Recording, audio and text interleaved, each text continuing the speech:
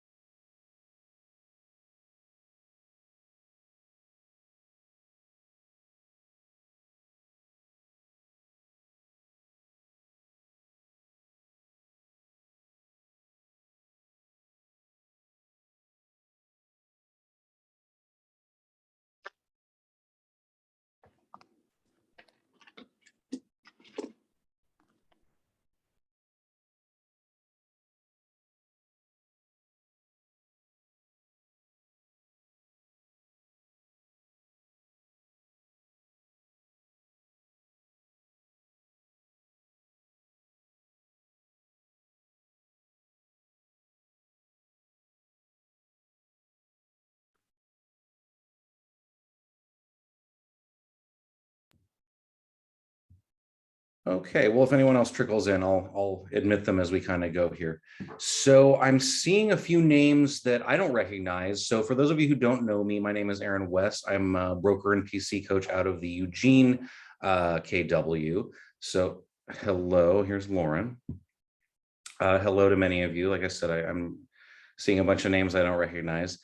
So I do have a quick question from the outset. Is anyone joining us today that is not part of the PC program, not having been following along with the Ignite classes, or joining, or this is like their first week?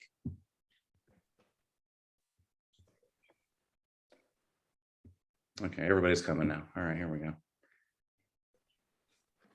Okay, great. So we're going to start off as usual with checking in on our daily, weekly 10-4s and our contact accountability. See how we're doing. If anybody has any wins this week to call out, we would love to hear it. Would anybody want to get us started?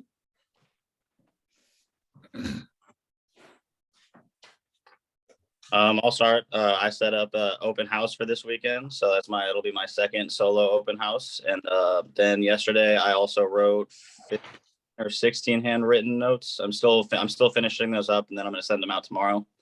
And then I was only able to add like 5 more contacts to my command center, but I'm working on trying to get the rest of the emails in for my friends. So awesome, thank you. Miriam, can you go next? Sure. I added about 5 contacts to my command from my code circle. This is my 3rd meeting with you guys, and I started sending my business cards and also like a letter to my neighbors to let them know that I'm a realtor. Great. Stella, how are things going for you? Good. Thank you, Aaron. Yes, sorry for the background noise. You're okay. I had a meeting with title company, local brokerage company, and that's first great connections. On Friday, I'm planning to go to local shelter, a pet shelter. I want to do volunteering over there and promote them through my channels, promote their pets for adoption. And I'm talking to neighbors, and I just got my business cards finally, so I will just distribute them throughout our apartment complex. That's my plan for now. And just as a follow-up from yesterday, because you kind of had some questions about a specific thing you were working on, Jesse's going to be a great resource today. If like that question kind of is pertinent to what you're talking about again today, fit that in, because he knows a lot about a lot. And there's a lot of volume up there. So great, thank you. Vanessa, how about you? How are things going? I didn't really do much this week. I have 2 sisters and they both had babies, and so I was out of town for the last week. So I only got like maybe 2 contacts, so not much on my side. Well, there's still time left in the week. Lauren, how about you? Am I on? Yes. Yeah, I had yesterday I handed out about 50 of my door hangers. I'm walking around the neighborhood and hanging those. Talked to a few neighbors, only 1 lead, and he really shooed me away and said something really odd. He said, oh no, we look by ourselves. And I did not have a good comeback for that. And so I'm like so in need of scripts. But then this morning I took Title 101 with a title officer, which was interesting. And yeah, and then I'm just getting in some addresses of people from church, and then I had a hint from our speaker yesterday to look up people already, their addresses, so you don't have to ask them. And so I'm going to try to do some of that this afternoon. Great, awesome. Carly, are you available to chime in? Yeah, I added a couple more contacts, and then I've also been working on getting addresses for existing contacts that I've already had. And also I've been working on my business cards. I almost have those finished, so. Yeah, so as far as looking up the addresses, there are certainly ways to go about grabbing an address online, but it's also an excuse to make a phone call. If you're, have something of value that you're about to put out there that you want to send out, making that phone call to ask for that address is a great way to make a contact. Hannah, are you available? Hi, yes, I'm here. I haven't really done nothing. It's been kind of a nightmare since I went on my trip. My roommate got COVID like while I was gone. Oh, So no. I've been sleeping on my friend's couch. So I haven't been able to go home yet. So it's really fun. But I did have a conversation with my lash lady today, and we're just talking about loans. Like, I don't think she's going to use me. She already told me she had somebody, but just talk about what she could qualify for, because her husband has really crappy credit apparently. And that's it. I got to get my butt in gear. It's just like not in my routine. So once I can get home and like get back in the groove, I'll be fine. Yeah, well, I hope your roommate feels better soon and everything kind of works itself out. Yeah, she's her quarantine ends tonight at midnight, so and she's doing good. So Oh, good. Well, good luck the rest of this week. I will talk to you again tomorrow. Lori?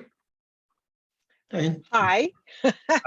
So ahead. I am just joining this group, and so I am just getting up to speed and getting acquainted with the technology and listening and trying to figure out my own pacing with this. Great. Yes, a bit of a fire hose these first couple of days. I understand. Yeah. Irina, are you available to chime in?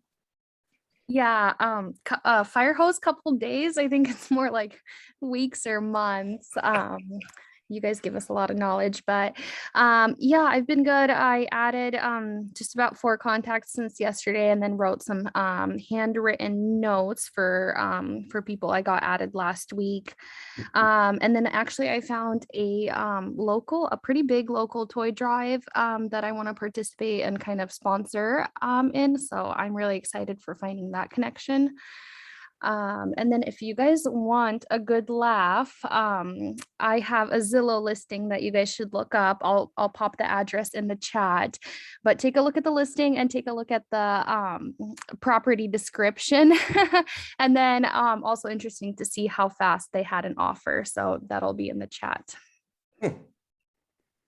Thanks, Irina. Ismail, can you chime in? Yes, this is Ishmael. I'm with KW at CC, and I'm just here visiting you guys once I have a chance. I know you're on the group, but I just joined you guys when it's available for the other agents as well. Yes. Just to get a little bit more knowledge.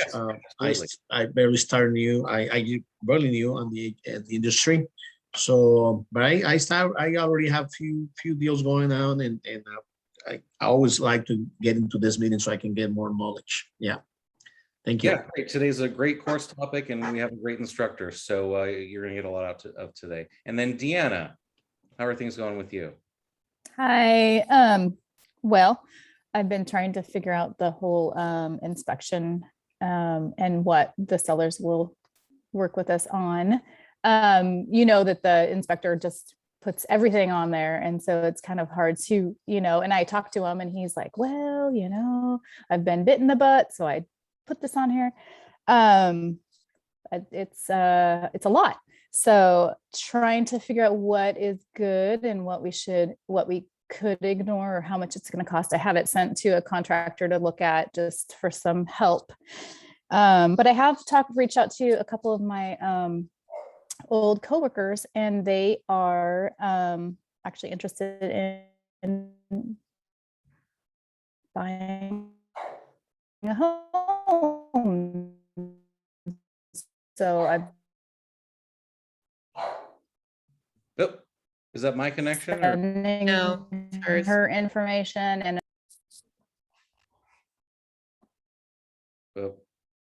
we kind of lost you there, but we kind of got the idea at the end.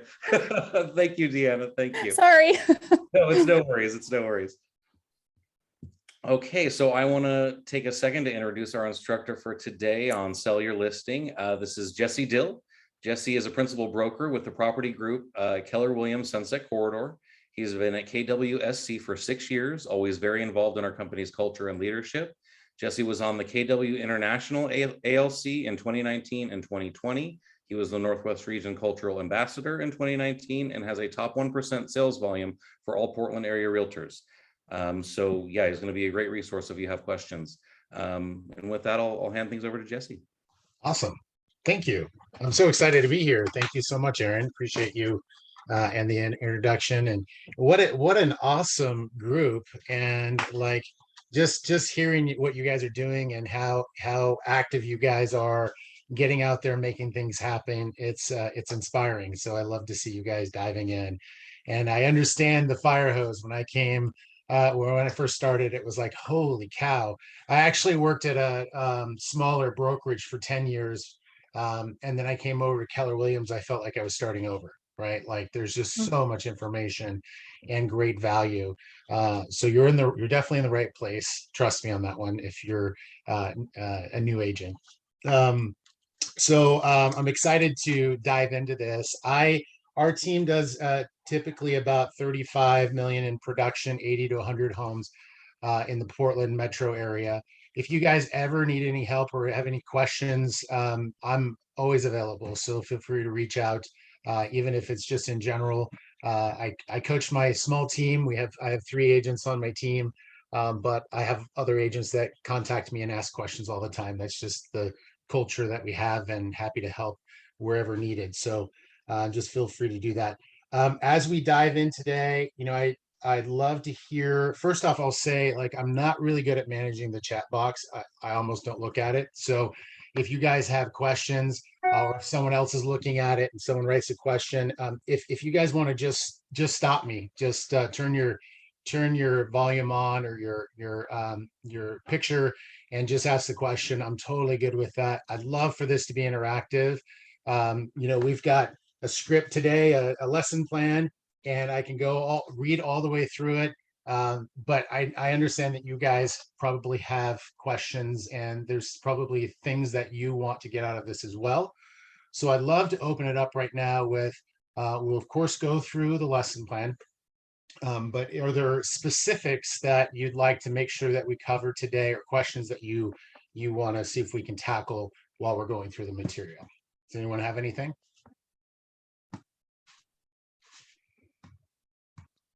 Okay. And I heard Lauren's question about, I think it was Lauren, said she was door knocking, and she said that the clients, she knocked on the door and the people said, hey, we're good with doing this ourselves, right? Is that what you said? Yes, that's what he said. And he's interested in purchasing in the area for a relative, and is actively looking, and just like scrambled away from me. Okay. I'm not really an overwhelming kind of person, so I didn't really get it. Well, yeah. And so I would, first and foremost, you continue to build a relationship with that person, mail them a card with your card. I don't know his address. Okay. He was walking on the street. Oh, gotcha. In the neighborhood. I know he lived somewhere there. So okay. Yeah, in general, that script, I typically look back at what's going on in the market. And a lot of times we get this when we've got sign calls and people are just trying to get some information, and then they want you off the phone. And usually that sign call is they're calling on a pending listing because everything's pending, right? So, you can say, hey, you probably see the homes that are on the market right now. Are most of them that are good or that you're interested, by the time you look at it, they're pending. And we want to make sure and get you into the home as quick as possible. That's why you need an agent that can do that and advise you on those properties that come on the market, and be ready and available, because you will basically miss out on these properties. And when they're calling on your listing, when you do have a listing, they're calling on you on the listing, and you get to tell them that it's not available anymore, it sinks in, right? So it might be a little trickier when someone's passing through, but that's just a tip there. All right, so we'll dive into the material. This is actually my first Zoom Ignite and first Ignite course that I've done, other than I usually do my listing presentation. Do the presenters normally share the slides? Is that how they're doing it normally? Okay, let me do that real quick.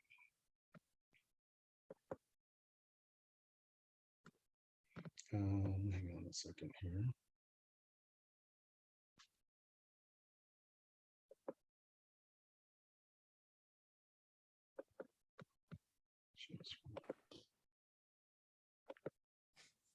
Okay.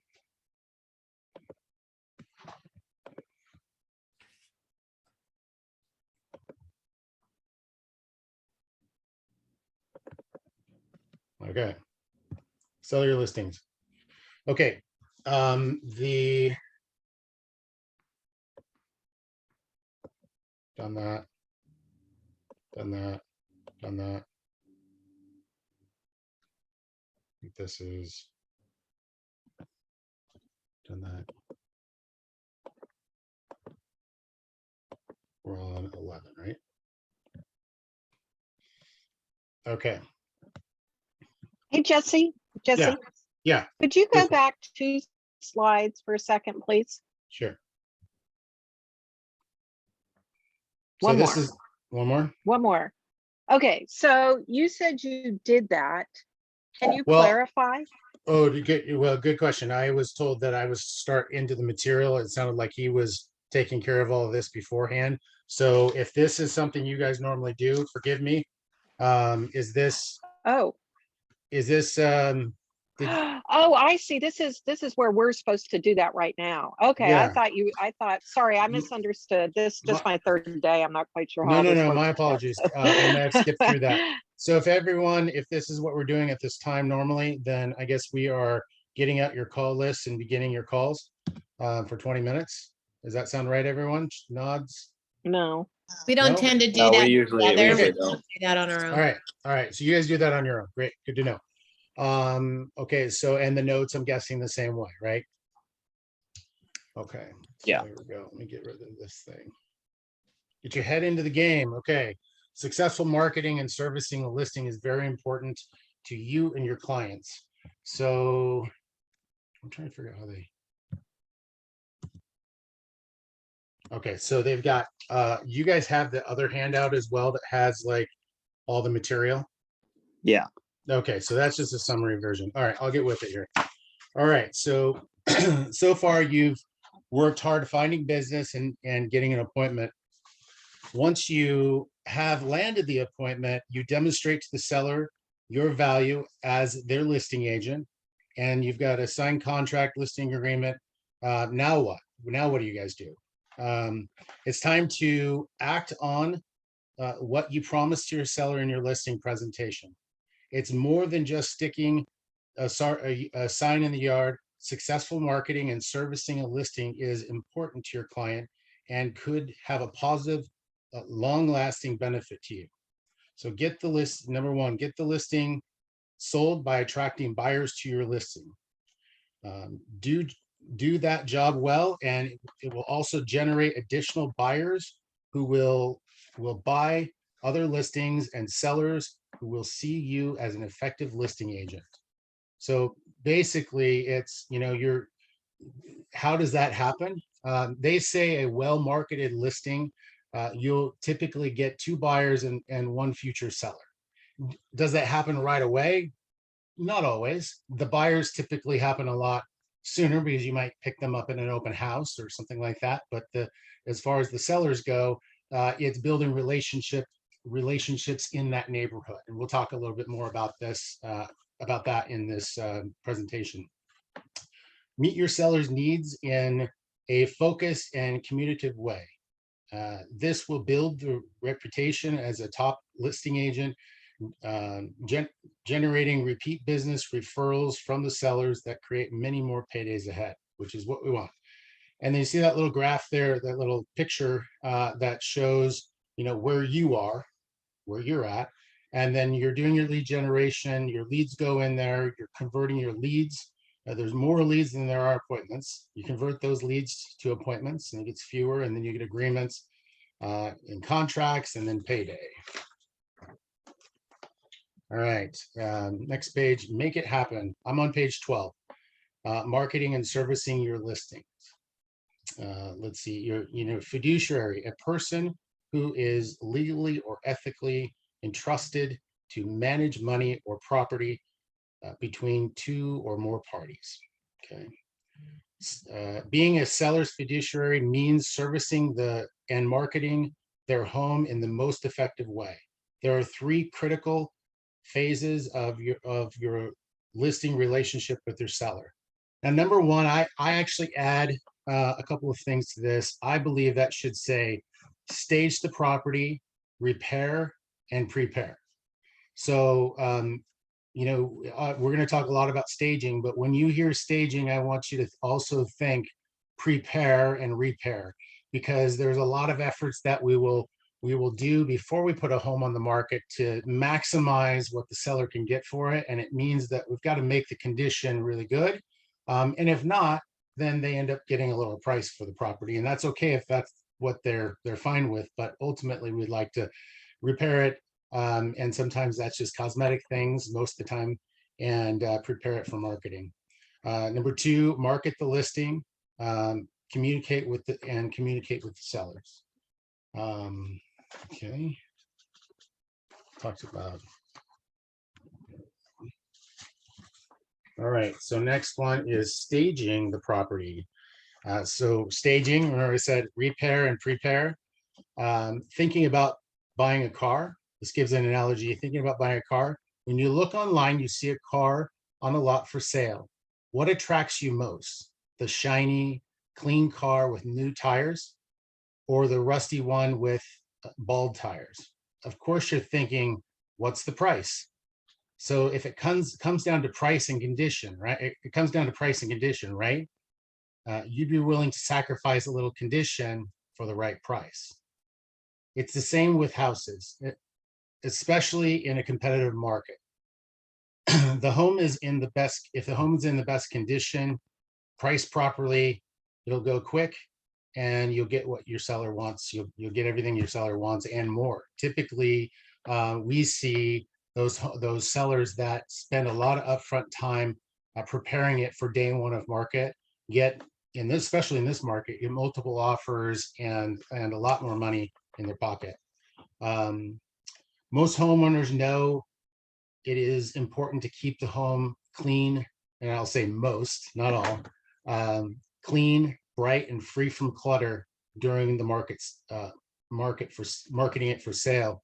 But sometimes taking the extra step to stage the home can make the difference in how the buyer values it. Sorry, I don't have my glasses. The price a seller can get for it and how quickly it sells. So Jesse, yeah, can I interrupt you right there? Yeah. So I've been in this at KWSC for what, 3 years now, 4 years. And I've really focused on buyers until recently. So I'm sitting in on this because I got my first listing and I'm very excited about that, but I'm also very lost. So I figured this was a really good one to sit in on. So from a staging standpoint, because you've got a lot of experience with this, do you think that staging is necessary in all homes, or just do you start looking at it more carefully at certain price points? Great question. Certainly in most homes, I will say that in staging comes in different types of things that you do, right? So when they talk about staging, sometimes it means that you've got a vacant house and that there's nothing in it and you need to put furniture in it, right? And we'll talk a little bit more as we go on, but and it's depending on price point too.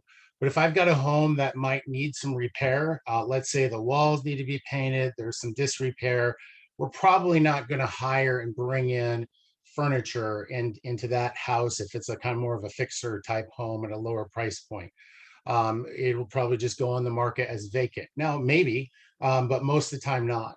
But if a home is well staged, it is proven that the sellers will get more money for it. We'll talk a little bit about the percentages of that later.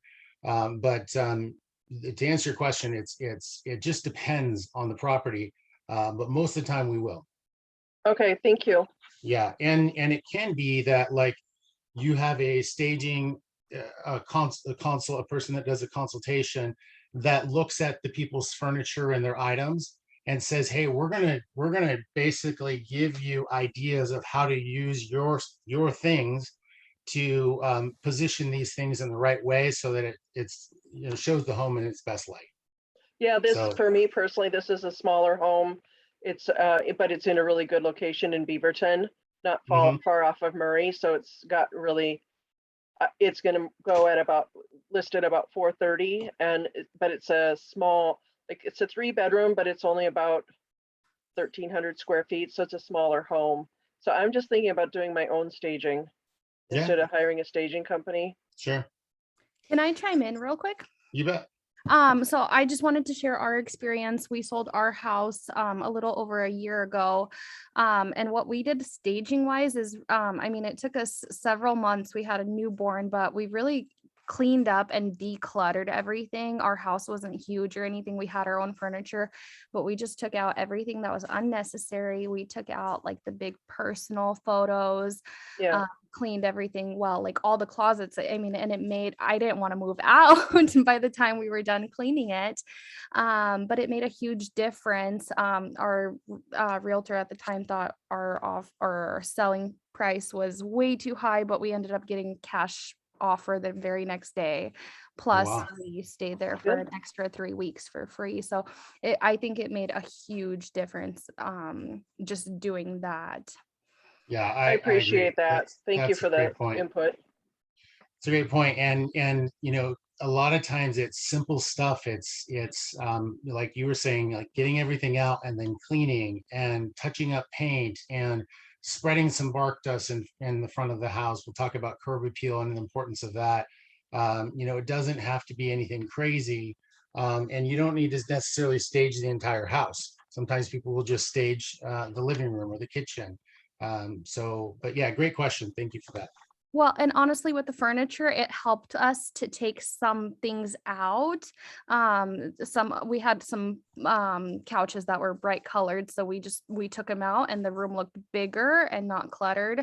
And especially on the pictures, it just looked huge. Yeah. Yeah, they've already, at least I know that they're willing to do anything. They've already bought another house up in Washington, so they had the luxury of having a little longer timeline to sell because they've already got somewhere that they've moved. And they're like, keep whatever furniture you want for staging and we'll take everything you don't want, etc. So they'll follow my guidelines. I'm just trying to decide what all, you know, like, do I really want to hire a service? And I just don't feel like we should spend the money to do that. I don't think that's a good investment of money. Well, I have something. Oh, sorry. Go ahead. So who pays for staging? Great question. So yeah, good. I want to know that too. Yeah. So your job is to provide. Now, I will say it depends. The answer is depends, but most of the time the seller pays for staging. Now, your job is to go find stagers and resources for the seller so that you can find those stagers and ask around in your market center who uses what staging company so I have a staging company that I use, actually 2 of them. And then I have a staging consultant. And that person just charges, I think she's $150 or $200, and she'll spend like 2 hours with them in the house and go room by room with their things and say, this is what you need to do, this is what you need to pack up, and basically give them a homework list, room by room, to get it ready for market using their own things. Now, she might recommend bring in a piece here and a piece there. And then I have a full-fledged like staging company that does a quote and tells you how much it's going to cost. Now, I have never paid for professional staging. I know that there's agents that do, or they build it into their commission or whatever. But, you know, if the seller decides to take it off the market, you need to have, and you're going to be paying for this up front, you need to have an agreement that they're going to reimburse you for that. So my recommendation, I mean, in 16 years, I've never paid for staging. So I would tell you not to do that. I would have the seller do it, but your value is to provide those resources and those people that you trust, other agents in your office trust, that are going to be able to do that for them. Okay, so you don't actually put it into the listing contract at all, is what you're saying? They pay for it separately, right? And correct. It has nothing to do with you. You just provide the resource, so to speak. Yep. Just like if they needed their pipes fixed or something, you might help them find a resource, but they're contracting it and paying for it themselves. Yep. I may meet the stager over there. I may, provide them like one of them we just sold. We provided the previous listing because it didn't sell. We revamped the front of the yard to provide that curb appeal. We had stagers come in and give us a quote and said, hey, this is what we need to do. This is when your price is at, and these are the costs. And then they just looked at it and said, okay, and this is the reason why. And they were pushing back, they were pushing back. Well, we don't think we need to spend that money. And you have to be able to say with confidence that, hey, what, the market is in a place where you need to show this home in its best light. It didn't work the way you tried it the last time. And so this is how we recommend getting the highest price possible. Now, if you'd like to sell it for maybe 50,000 more, that or less, then we can do that, leave it vacant, so show them basically. And there are some stats, and we'll skip to page 14 because I think we're done with everything else. If you look at page 14, it talks about 32% of realtors report 1 to 5% increase of an offer with a staged home. Excuse me. So that on a $400,000 house, that's what that's was it $20,000 up to $20,000? Is that right? 5%. Yeah, so up to $20,000, and then 16% of realtors report a 6 to 10%. That's $24,000 to $40,000 more, and 3% report a 11%, 11 to 15%, and that's $44,000 to $60,000 more on a $400,000 house. So you can see, like, do you want to pay? Right below that, it shows that in 2015. The National Association of Realtors said that the average cost for staging was $675. Well, that was 2015. Fast forward 6-7 years later, we're probably about $1,200 to $1,400 of what it would cost to stage a house if you're going to stage the main areas. And so would you, Mr. and Mrs. Seller, you've got a $400,000 house. Let's just use the middle number, and it's vacant. And if I can get you another $40,000, $24,000 to $40,000, would you be okay with spending $1,200 to stage your home? So that's how you present it, and that's not just for just staging, because I told you earlier, it's staging and repair and prepare.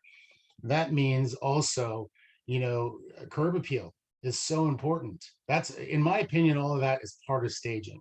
Now, what does the front yard look like when you drive up? I had a scenario where just recently where the seller tried to sell with another agent. He called me and said, hey, could you do this? And I said, sure. I said, the first thing you need to do is cut down the cherry tree in front that's gorgeous and beautiful. And I hate cutting trees, but it was blocking the whole front of the house. And it's an $800,000 house, beautiful home. You couldn't even see it from the road. The cherry tree needs to go. We need to spread bark dust. And it was just a tree that just got out of hand. And we need to spread bark dust. We need to weed. We need to, edge. We need to do all those things in the front, and we need to change the doorknob. The very first thing that the buyer touches when they go into the house is the doorknob, right? So if you were to change that to a nice, crisp looking one instead of the brass one from the 90s that, is kind of faded and not looking great, it's the very first thing they touch. It's the first impression. And so if that's not looking good, they're going to think, what else isn't? And then you want to walk through the home with the buyer's eyes in mind and how the buyer would see it. And if any of you guys have bought a home, if you haven't, it's okay. But if you've bought a home, you know what to look at. You know how you walk in the door and you start looking around, and you really just want to kind of just be very intentional about everything. That same seller, I sent a list of all the things we need to do, and he called me and he was like, "Are you messing with me on this or what?" Because I'm like, "No, I'm not. I know these things are little, but it's important." So you want a buyer to go in there day one and say, hey, this really shines. And if they don't, if the seller doesn't agree with you, if the seller says, because some people won't, if they say, hey, I'm not going to do it, then it just means that they're going to take a lesser price, and you're going to have to evaluate the home based on what they are willing to do. Does that kind of make sense? Cool. Let's see. So this picture down below is kind of cool. It shows you where people spend the most money in staging. So obviously the living room and kitchen are 1 and 2. Those are the most common. And there are staging companies that will only do certain rooms if you want. So you don't need to do the whole house. So they walk in, get the first impression, see the kitchen, and then all the bedrooms are empty. No, we usually will stage, if we're doing staging, we'll have the kitchen, the living room and the kitchen, dining room, and master done. The rest of the bedrooms and the other, you can see number 5 over there, that everything else is kind of secondary. And that saves the cost a little bit, not having the entire home. Where it really works really well to do staging is if you've got these large rooms. Sometimes a buyer will walk into a large room and they don't know where's the couch going to sit, and where's the intake, all this stuff, and they're trying to figure it out in their head. So to be able to put furniture in there, those stagers really know how to complement the space and define the space. When you've got a giant room that's super long, to break it up and how to do that, it can be important. So I heard also recently from another agent that smaller homes, it's equally important, because people walk in and wonder if their stuff will fit in there. And so if they see, like a queen size bed in a bedroom, and or they see a sofa and they think, how long is that sofa? And they're carrying a maybe a measuring tool with them, right? They can say, okay, I know my sofa is 92 inches and this one's only 72, or something like that. And it helps them to visualize how their own things will fit in that room. That's a good point. Yeah, that's a good point. Down at the bottom, that's kind of what we talked about.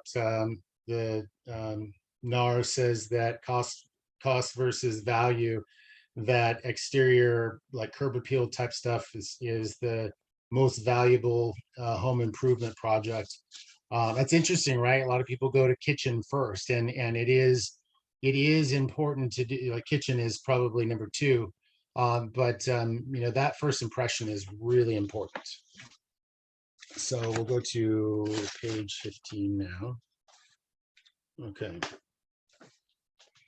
Although you've discussed staging in your listing consultation, when it comes to time to actually do it, some sellers may show reluctance and raise objectives. That's what objections. That's what we were talking about. So you just need to really stress how much of a quicker sale and a higher price that you're going to get. All right. So here's a little exercise for you guys. How would you handle these objections? Let's go ahead and if someone could volunteer for the first one. I don't see why this is so important. What would you say?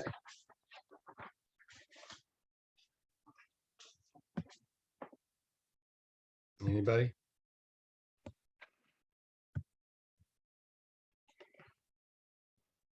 Our last speaker, she told us that sometimes people get used to the things, like the little details that they say, I'll get to it later. And they just get so used to it that they're like, oh, it's not a big deal. But when you're coming in to buy a house, you're looking at those little details and you're not used to them. And people are obviously going to want either to lower the price just because of those little details, just like you would for a car. If you see like a scratch on it or something, and just like fixing those little things, like you said, it'll raise the price significantly compared to the cost of the repair. Yeah, that's a great point. A lot of people have lived in their homes for many years, and they're emotionally attached to them, and they haven't, I kind of feel like it's a grieving process. They haven't grieved through actually selling the home. Yeah. Sometimes we will start working with clients and we'll realize that they're not ready. They're not ready to actually put their home on the market because they've lived there for 40 years and they're not ready to actually have another buyer live in their home. They haven't mentally processed that to talk about. So then we realize, okay, we've got some time to work on this. And our last speaker actually mentioned that as well. And she did say that getting all like decluttering and getting it staged and getting it more neutralized helps that grieving process, helps that like getting it into your mind of I'm moving out and somebody else is moving in, and neutralizing it for a broader audience of buyers to be able to get better offers. Yeah, that's a great point. I love that. So I love that. It's it's going to help the home sell faster, and you're going to be more competitive with your home, competing with other sellers that have their home on the market. We have to look at what's on the market too in that area and understand, like, is this an area where homes are staged well? And some areas aren't as much as others. But in the end, it's going to help you regardless, having the home ready to go and staged. Okay, do we really have to make this repair? So we're talking about, doing these repairs before going on the market. Anyone have an objection or could answer that for a seller? I think it just comes back to talking to them about what their goals and objectives are. Are they, are they trying to get out quickly? Are they trying to make the most money? And, if you have talked about that in your, pre-listing consultation with them, you have a good idea of what's most important to them. Yep. And, maybe doing a repair or two isn't what's most important to them. They're willing to take $10,000 less or something because they don't want to futz with, spray painting the cabinets in their kitchen because, yeah, they're old cabinets, but somebody's going to come in and replace them and they're not going to put $30,000 into it because it wouldn't be worth it at that point, Yeah. So it really depends on I think your client's goals and objectives, and that's how you come at it. Mr. and Mrs. Seller, you said you wanted to get top dollar for your home. So we need to look at what repairs it makes sense for you to make so that you can get top dollar. And I can help you, get at least 3% more or whatever it is you feel you can do. Yeah, I love it. That's and you kind of answered the next one too. Why can't we sell the home as is? I'll kind of answer that one a little bit. So, and Linda's right. Some sellers will just say, Jesse, we're not doing anything. No matter, we don't care. Price isn't the most important thing for us. We just want this thing sold right away.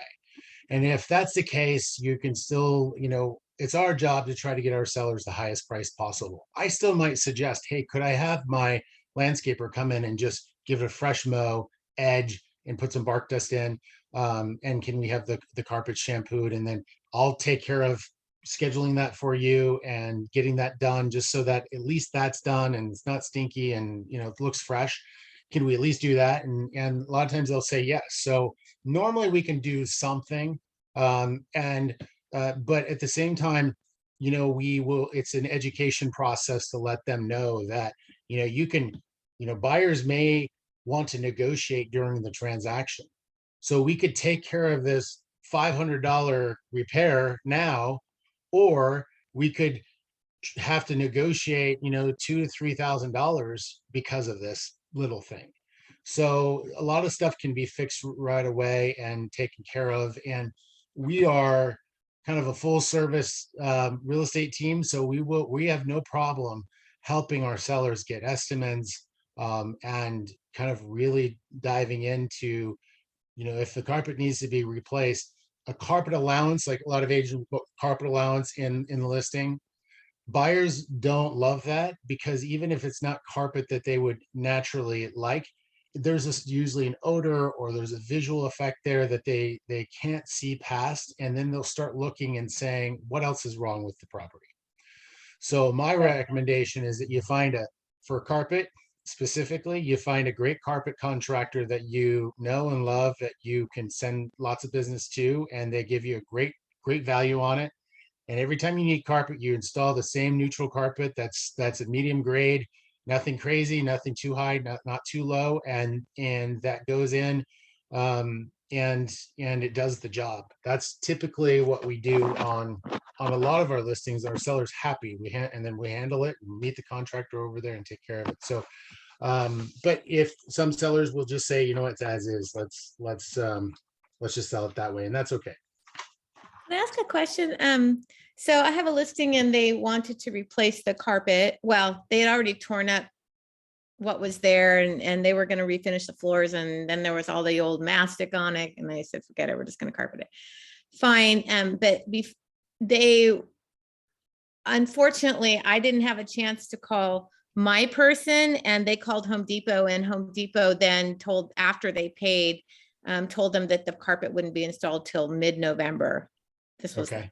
And it was like 2 months out. And I don't know. This is like the backup of COVID and all that stuff. What do you recommend in terms of the slowdown that's required to wait for contractors that are really busy right now? Yeah, unfortunately, some of this stuff we can't work around because of material delays and stuff. So I just had one right now. I think it's all about having multiple contractors available and multiple resources. And so you could say to them, hey, you know what? I know that you have that Home Depot for mid-November, but I called my guy and he's got some remnants, or he's got, he's able to fit it in. Home Depot in wouldn't 2 let them weeks. out of the contract, is what she told me. Okay. Yeah. It was too late. I asked her a couple of times, hey, here's, and I sent her the names of these guys and I said, I'm happy to do it for you. But it was a done deal as far as she was concerned, Yeah. I just don't know how pushy to be sometimes. Yeah, I think it's I think you can look at it as pushy, but you can look at it as you're being of service and value to them. So the way I usually do something like that is when I'm sitting with them and I'm talking about the carpet, I'll say, are you okay if I meet my carpet contractor out at the house and get an estimate for you? Okay. Yeah. And then that way you're taking control of that. You're welcome to go get estimates as well, but don't commit on anything until we get a couple, or my contractor at the very least gets back and that you can feel comfortable with that. And then it takes it off them and you're moving forward now. Yeah, or you could set this standard with them and say, hey, before you sign anything, let me know, because I need to see, like, you use this as an excuse. I need to see the style of carpet you're choosing and the color to make sure that we're on the same page. Because I know you might pick something out that you like, but a buyer might like something else. So let's go ahead and before you fully commit, give me a call. Okay, thanks. Cool. Yeah, you bet. Okay, so we are on 15. Okay, we're on 15. Importance of staging. Or will we do that one? Yeah, we did that one. 16. All right, the market the listings. So we're looking at the 14-step marketing plan. These are activities that you will do when you're going to be listing a property. You're going to price the home competitively with the current market and price trends. You're going to advise the seller on how to attract buyers by showing their home in its best possible light, which we talked about that. You're going to place a for sale sign with flyers easily accessible to drive-by buyers. So there's two different type of flyers that people commonly use in this market, obviously, like the paper flyers. And then they also use what we call perma flyers. Have you guys seen those hardboard, like they're kind of like a small billboard, a little bigger than like a sheet of paper. And it's a hard plastic where you can get all the information on the listing. Usually there's the price, sometimes there's the price. There's let this person in. There is, address, MLS number, verbiage of the property, and some pictures, right? So one idea, just to give you guys a tip, that something that we're changing on our team is due to COVID, everyone has gotten really used to the QR codes. Like you go to a restaurant and what are you doing? You're scanning a QR code, right? So, and we're all, I think we're all in Oregon, and entering the rainy season, people don't like getting out of their car to kind of squint at those perma flyers. We are going to create a new perma flyer that has a QR code, a square almost the size of the perma flyer, with a few pictures at the top and our information down below. And then the buyer client from their car will be able to pull out their camera on their smartphone and scan the QR code without getting out of the car. So just adding a little extra service. And what does that do? It takes them right to your website with your smiling picture on it. So just a little tip on what we're working on right now, because everyone's kind of getting into the QR codes. They were kind of interesting when they first came out. People were like, I don't know about this. And now, because of COVID and what, this hands-free, that we've kind of reverted to those. Okay, so then the onward on this, let's see, we said sign with flyers. respond to all buyer inquiries immediately. So that means immediately. So when a buyer calls on your listing, you need to be answering the phone or calling them within seconds. People say, within 15 minutes, and it should be within the first 5 minutes, if not seconds. Call them back. If you're in an appointment, that's fine, but call them immediately. Now, I've coached agents on our team, and one of our agents was struggling with prioritizing who to call when she got so busy and she had a bunch of people call back. And I'll give you this scenario. We had one person that called her. It was someone in transaction that had a very, very important question that needed to be answered right away.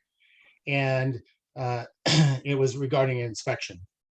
And that person needed a response right away.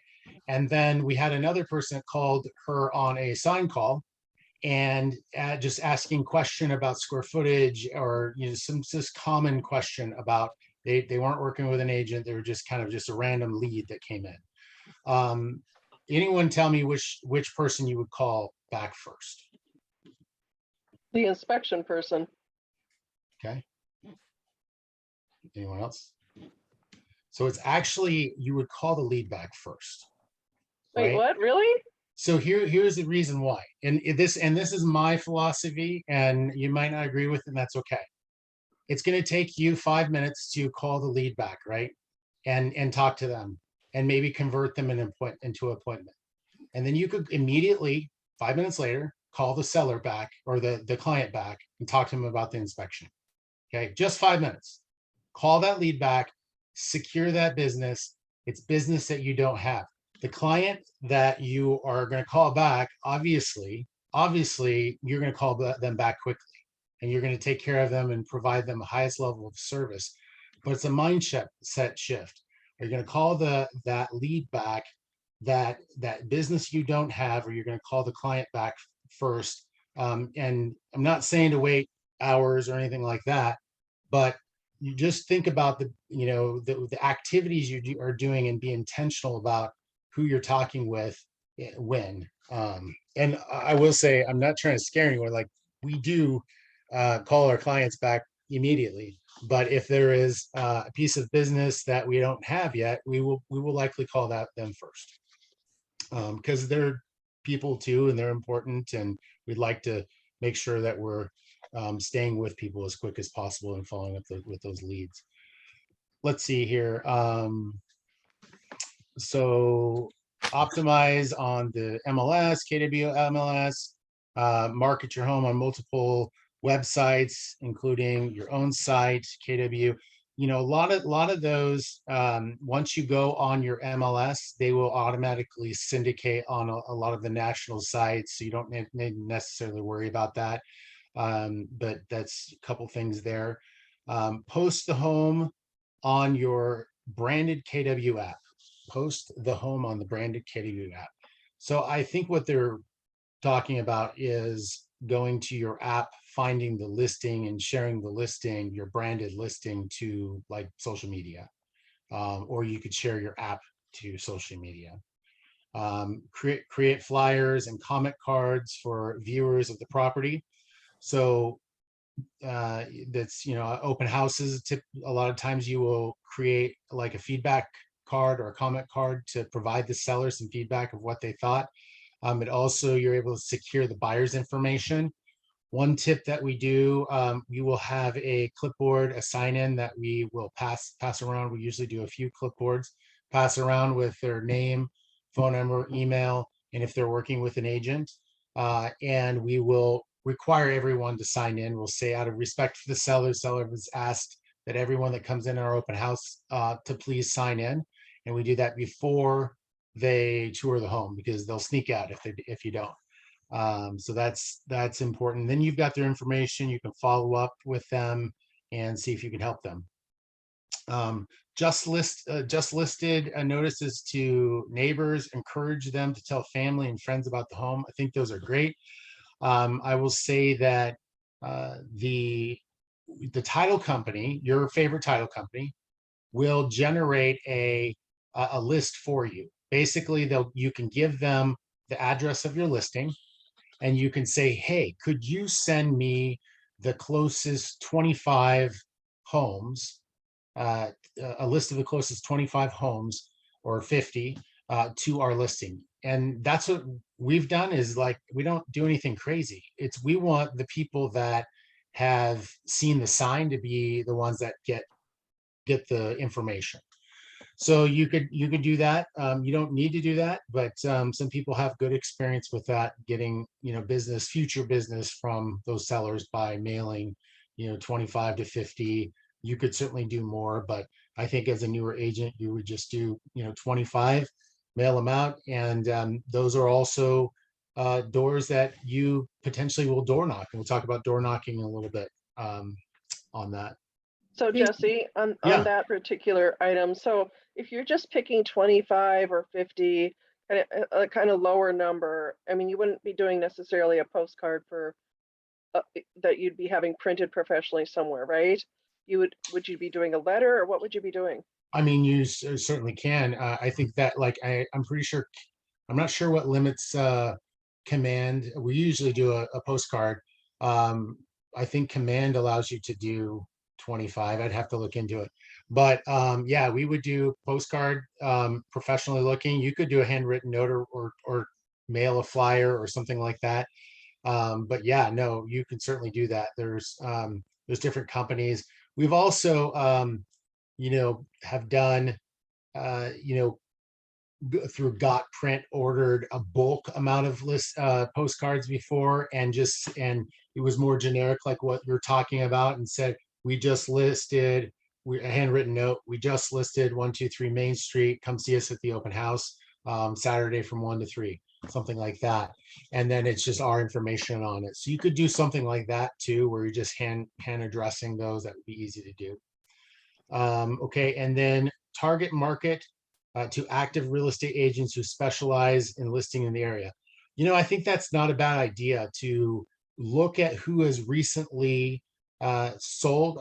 They say listed in the specialize in selling homes in the area. So the listing agents that have listed homes, but the buyer's agents as well. Buyer's agents brought buyers to that neighborhood. So that might be worth a phone call or a text, and then an email with the flyer, just saying, hey, just want to let you know, I saw that you closed on this street last month, and here's a flyer of the property. It doesn't need to be a whole lot of people, but just those that are most active. I think Hey, that's a great idea. I had a quick question about something you mentioned earlier. With open houses and people signing in, if someone mentions that they do have an agent, but you have their contact information, do you go ahead and follow up with them, or send them an email, or add them to your contacts, or leave I them love alone? that. So if they have an agent, so the first thing I will do is like, oh, I see that you signed in and you have an agent, and they didn't. A lot of times people don't write their agent's name. Then I will say, well, what's your agent's name? And if they sit there and stutter and can't tell you what their agent's name is, then I will say, have you signed a buyer broker agreement with that agent? Have you committed to working with that agent? And have you met with them? You know, have you had a buyer's consultation? I'll ask them all those questions and poke a little bit more to see, because sometimes people aren't, they're not working with an agent. They may have met somebody in an open house that they liked, but they never really committed. They're just saying that because they don't want you to talk to them. So I would ask a few more questions. If they wrote the agent's name down, then they're working with that agent. I would respect that 100%. However, what I do is I will call, it's a great question. I will call that agent that they wrote down, and I'll say, oh my gosh, Debbie and Gary were in our open house and they seem to like it. You might follow up with them and see if they want to write an offer. Because then, you know, if you're holding an open house for another agent in your market center, then I would just provide that information to that agent. But you're representing the seller in this case. You're helping your seller potentially get an offer on the property, because a lot of agents, you know, they may not think about it or whatever, and that client doesn't call the agent, but the agent will do a good job of converting that client into a contract if there is one there, or providing another offer when a multiple offer situation. Did that help? Yeah, so much. Thank you. Yeah, you bet. You bet. Jesse, I've done a lot of open houses, as you know, for agents. And one of the things that I've always done is I always do a follow-up note via email to everyone I can get an email from. But if they do have an agent and they tell me the name of the agent, usually while they're walking through the house, I'll Google, if I don't know that agent for some reason, I'll Google their name or I'll go out to RMLS and find them.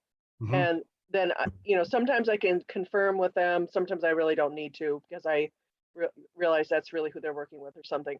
But I'll send, when I send my note, what I do is I send it to both the person who walks through the house and their agent. And I just say, thank you for attending our open house at such and so address on such and so date. Please let your agent know that if they have any follow-up questions for you that they can contact. And then I don't say me because I'm holding the open house for someone else, like your group or something. And I'll say who for them to follow up with, because it does help them if they walked away and they're like, it's jumbled in their head, oh, what was that house like or whatever.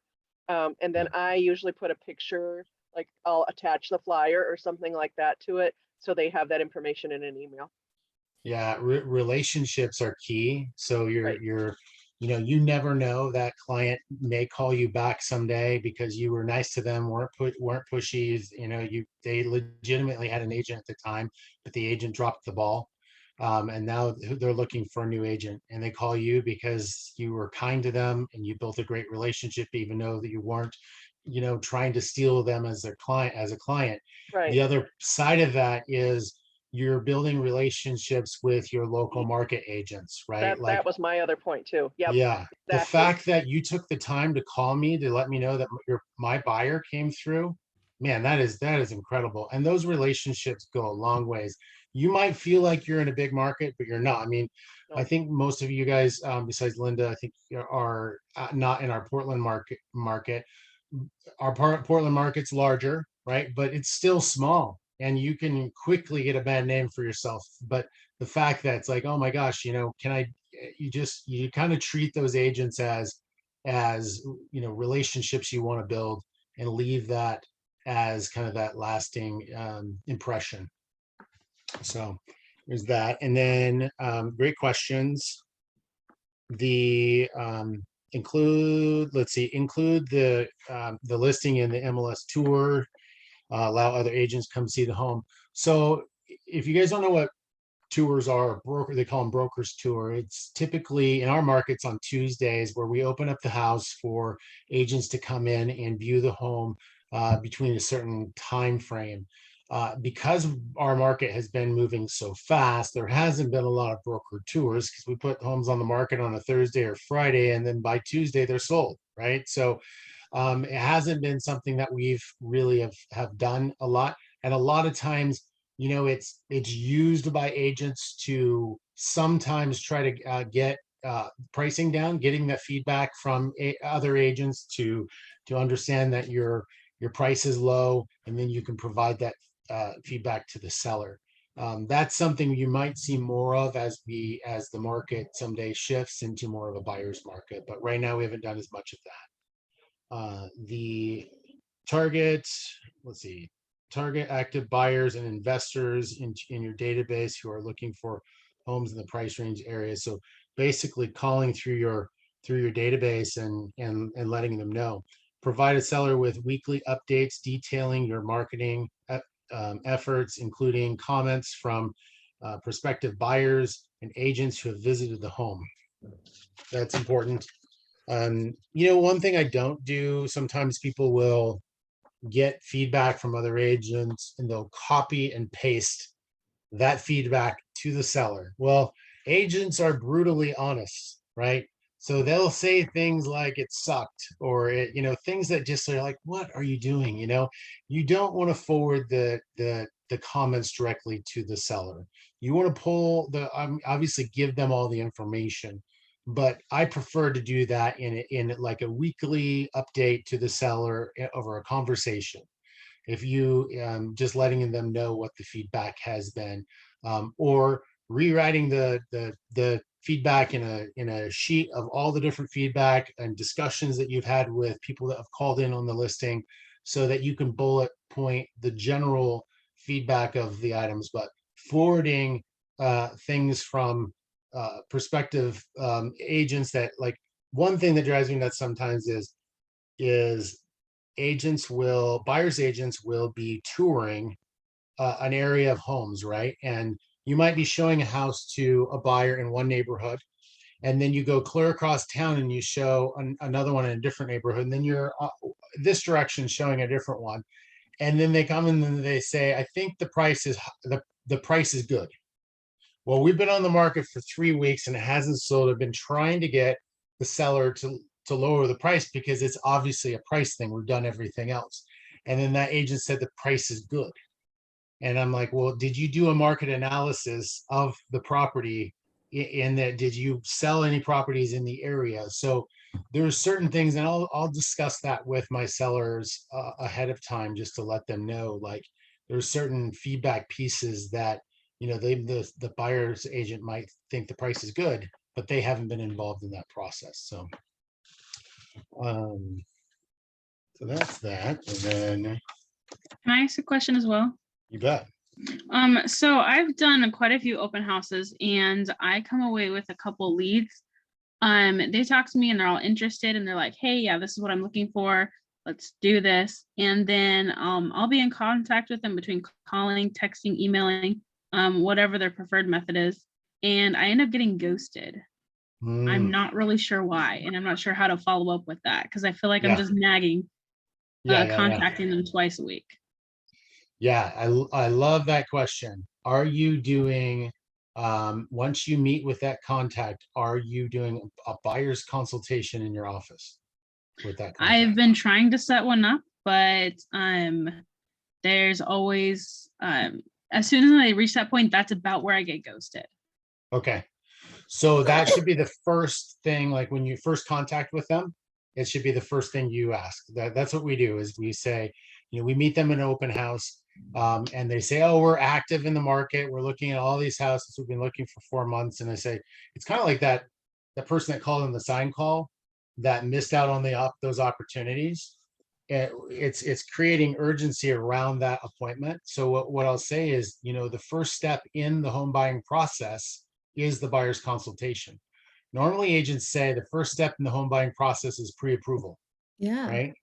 So I say the first step in the home buying process is the buyer's consultation. Have you met with a realtor yet in their office and agreed to, and have gone through a buyer's consultation, have done a wants and needs analysis, which is basically just talking about their wants and needs, and started that step of the process? If you haven't, we should do that right away so we get on the same page. We'll set you up on a search while we're in the office, and we'll be off and rolling. That's the first step. Have you done that? And then you're creating urgency around that appointment. And that, I think if you focus on that, and then you're going to have, your conversion is going to be better. Okay, So I'll try that. yeah. And with that, it's like, oh crap, now I've got them in the office. What do I do? Right. So get some sort of presentation that you put together, saying, hey, these are the things that we're going to do during all the step of the way of the process. KW has a buyer's presentation that you can download. So I would get that put together. And then what we do is, you know, everyone is searching on whatever site they want to search on, right? But what we'll do is we will pull up our MLS and we'll do a prospect search for them, and we'll set it up with them in the conference room. And if you have that capability, maybe you got your laptop pulled up or whatever, we'll set that up, and they're involved in setting that up with us. And, you know, that way there's no like, well, Jesse sent me something that, you know, I wasn't, you know, they're the ones saying, hey, these are the ranges, this is what we want to do. And there's something about coming to your office or coming to meeting in person that even if you didn't get a buyer broker agreement signed, you've created some sort of informal commitment, if you will, by just showing up at a real estate office that looks professional. So I think if you add that, it's going to be beneficial for you. How do you Okay. broach the buyer broker agreement? I've worked with lots of agents in buying, selling homes myself, well, buying, so, and nobody's ever brought that up to me. Yeah, yeah. And it seems, I don't know, difficult. Difficult to do.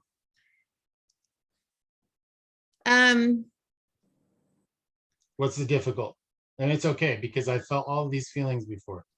Trust What's me. difficult? Well, I mean, so you said, well, if you don't have a buyer broker agreement even signed yet, at least they go away with this. But that means you broached the topic in the original buyer consultation, and they said, well, I'll think about it, or what? Oh, yeah, I see what you're saying. So there are some people that are uncomfortable with it. So, and I don't want to make assumptions that any of you guys are, but at the very least, if you're not having any kind of meeting at all, then you, at the very least, start with the meeting. But ultimately, that buyer broker agreement is important.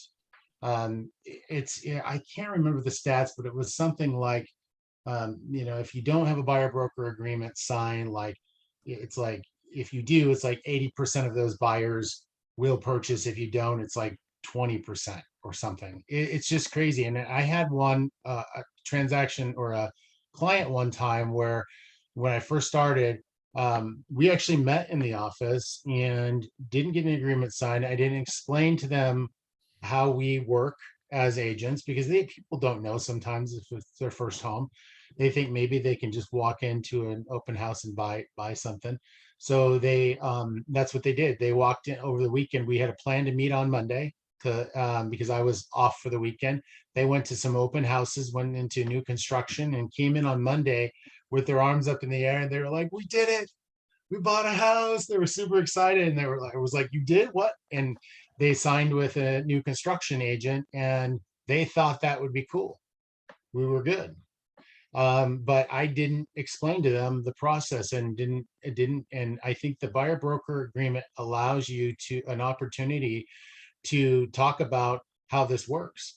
And one thing that's been helpful for our team and the agents on our team is the way they present it is saying, hey, if you were to go to list your house, you would have an agreement to list your house with that agent. Is that correct? And I'm like, yep.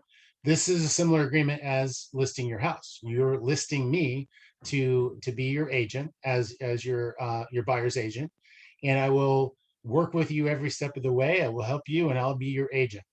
If at any time you feel like I am not capable, or I'm not doing my job the way I have agreed to, then you can get out of the transaction. You just need to give me a 24-hour written notice, and within 24 hours you can get out of the transaction or get out of the agreement.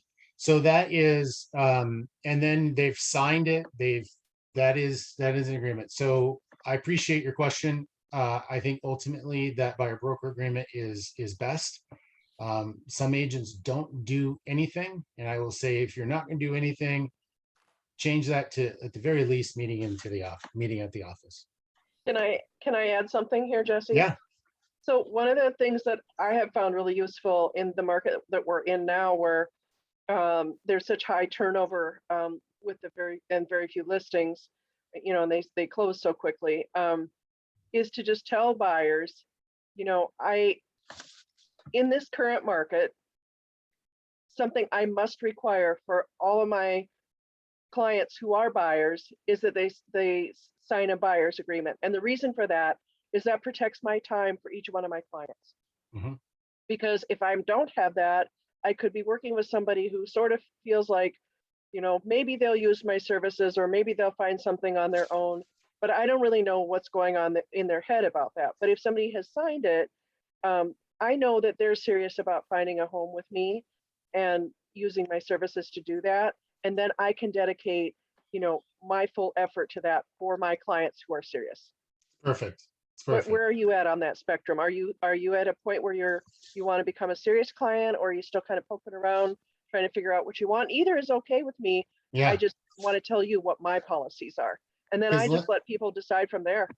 Because Linda, if that client, you just told them that, and that client decides that they're like, hey, I'm not signing that, what does that tell you?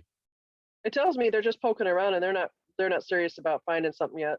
What could have you have been doing with that client? I could have been spending a good portion of my time trying to find them a home, wasting my time. Exactly. So You if know, they and have then that that time isn't response, going towards somebody who needs my time. yep. If they have that kind of response, it's, well, tell me more about that. Tell me more. Why do you feel that way? Why aren't you comfortable signing that? And just learn a little bit more. Yeah. And you know, they may, and the other thing I will do is, our team does is, you know, sometimes you get these leads and you know it's a great lead and they want to, you know, it's on your listing and it's hot. You need to run out there and get it, and try not to be a pop tart and just pop wherever you go. But I explain to we will explain to that lead that we will go and show them this one house with the agreement that we will be scheduling a buyer's consultation. We'll explain what that is. We'll be scheduling a buyer's consultation at that showing. That will be the next step. We normally do this initially. We don't show any homes until we do that. I understand you want to go see in this home. We can either schedule it now while we're over the phone, or we can schedule in that appointment. And so then what I'll do is when we get out to the property, after I show them the house, I'll pull up my phone like this and I'll just say, okay, let's go ahead and schedule it. And I'll pull up my calendar and say, okay, I got my calendar here. What works best for you? Would it be evening or during the day? And I'll just stare at my phone until they get their phone out. And normally they do. They pull their phone out and they like, okay, let's do this. So I think that's just work on that being part of the process. Thank you for your contribution there, Linda. I see somebody in the chat added and reminding them that the buyers are not paying you, but the sellers are paying you as the agent. Perfect. And I think that's good because some people might not know. Like they might be like, well, I don't really have the funds right now and I'm just looking around and Yep. you know, Yep. You've got me for free. The seller pays for it. You know, it's you know, use me. I'm at your, you know, fingertips. You can text me, email me, or call, and I'm available to help you. And there's no cost. Absolutely. Some people don't realize that. Great thought there. Okay, cool. So I think we're on page 17. If I skip anything along the way, please let me know. All right, so this is, so choose one of your daily 10 for homes you've previewed recently. Evaluate the property features through the points from your 14-step marketing plan. Write in the comments on each point below and prepare to share your thoughts with the class. Okay, so let's spend a few minutes to do that. I'd love to hear about these properties.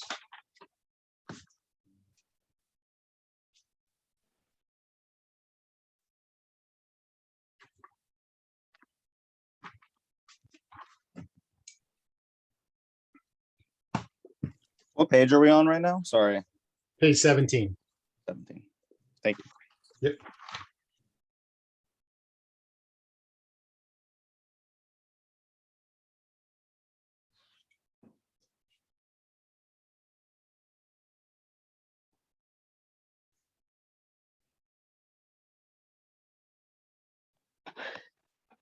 Hey, Jesse, are there rules and regulations that change by county or about signage in people's yards? You know, like the actual big sign is what I'm talking about. Oh, And all that. So certain HOAs will have restrictions, but I don't know any county that's different. Typically, the for sale sign generally is fine, but there are some HOAs that will not allow them, and it's usually in a condominium type setting. Okay. Yeah, directionals are a different story. Directionals, there are certain towns that will say no directionals or neighborhoods.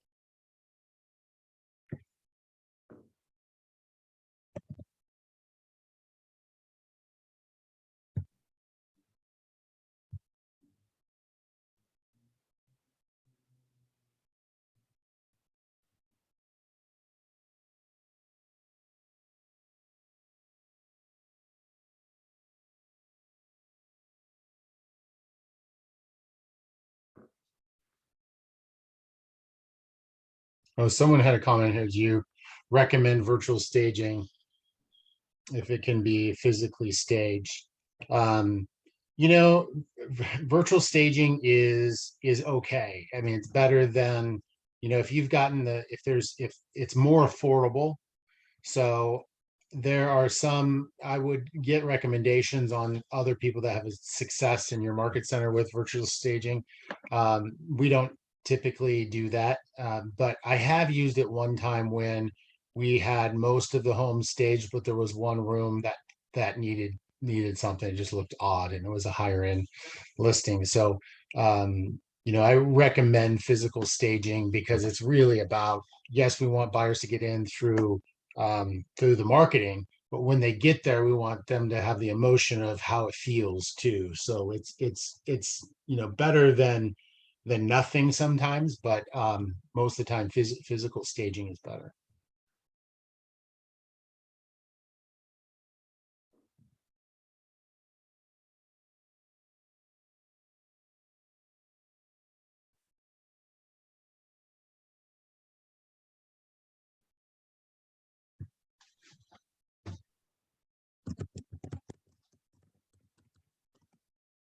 Oops, didn't mean to do that.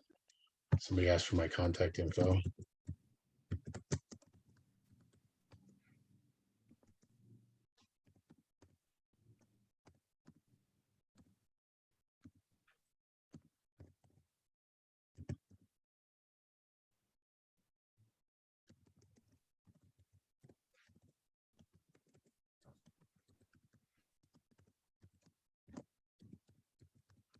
Okay, we're about done. All right, so who wants to start us out with pricing? Tell us about the home that you looked at. Actually, why don't you give us one of each? Tell us a little bit about the home, you know, how many square footage, what the condition, general condition, what you thought of pricing, staging, signage, images, and all of that. I think buyer profile. Let's see. Anybody want to start? I'll just give a couple examples. I'll start. Thank you. So mine is a property that I did an open house on last weekend, and it was, I mean, it was priced $389, but it's like 791 square feet, and it's in St. John's. It's a cute area, cute house.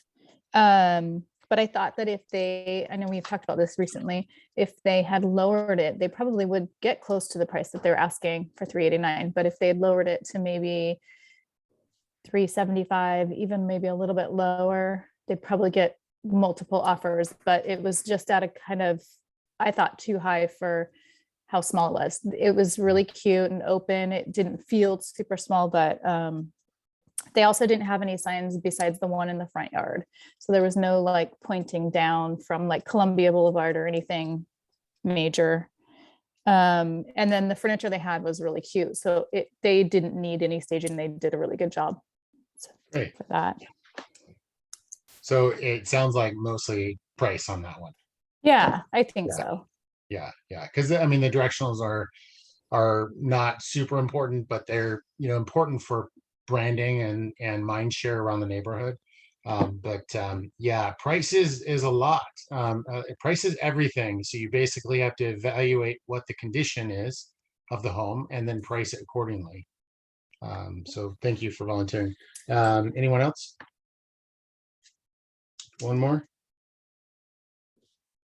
Yeah, I can go. I was looking at one in the Harlow area with Ferry Street Bridge that I live there, so I'm always looking around my neighborhood. In particular, I kind of like to be the specialist here. And it backs up, it's on Ridgely, and it backs up against Highway 5. And it's a 1824 Ridgely, and it's been on the market for 40 days, and they just lowered it like a week ago to another 30,000 or 35,000 actually. So it's down to 450. And then another one just came on today at same price, 450 pretty much, right down the street. And so they're using that. But it's still it's still sitting out there for a week, right? It's not pending yet. So I think it's the fact that they're both cute. The one that went on recently is cuter, or nicer remodel in it. And so it's probably going to go again before this one that sat out here for a long time. And they're very similar square footage, location, all that kind of stuff. So they're super comps. So I'm guessing that to be competitive, they have to lower it even a little more and try to, Yeah. So. Yeah. It's interesting. In our market, it's softening a bit. And if you are in a market that, and I'm not saying it's drastically declining, but if you are in a declining market, give you an example, and you are priced like a peer, and the market is a downward trend, and you're doing a price reduction, and it's still shifting, right? You're chasing it.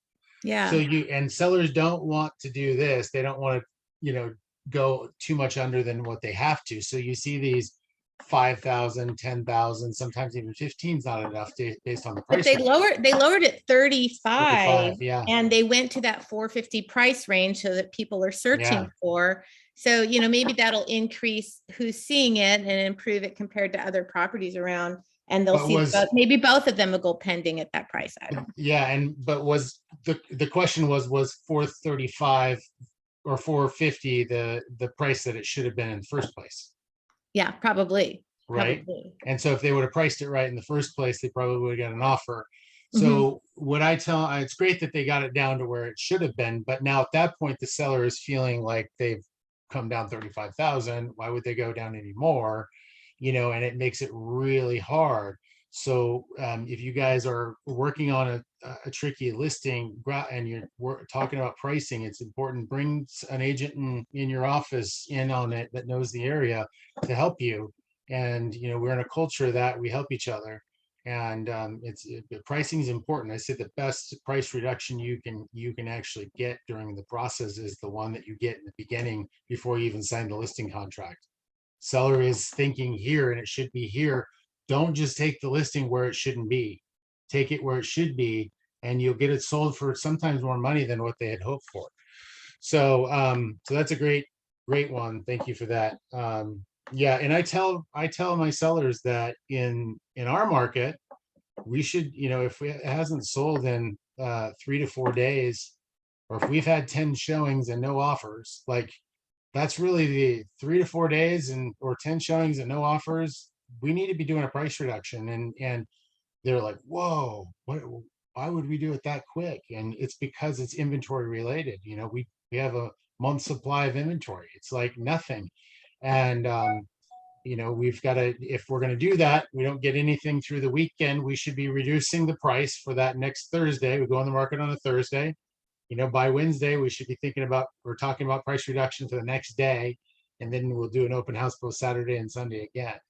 And I know that seems pretty aggressive, but that's, there's a lot of buyers out there looking, and there's not very many listings, and you don't have much competition. So you got really no excuse. It's not a waiting game. Waiting is not going to get you more money, typically. So how do you deal with in the pricing, with that when they're not?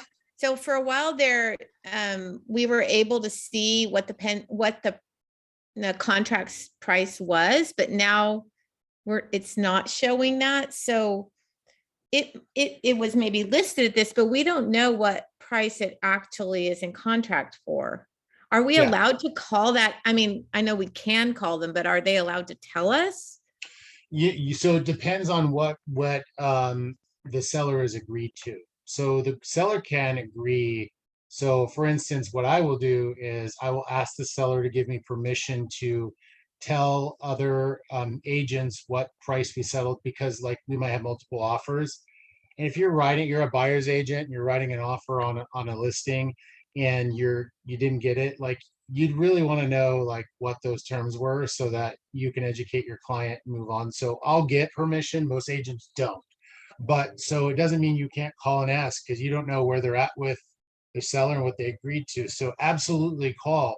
If you're trying to price a property and you're looking at, and you've got two pending, I would call that agent every day and just say, hey, how many offers? I see you're only on the market for 5 days. Did you get multiple offers?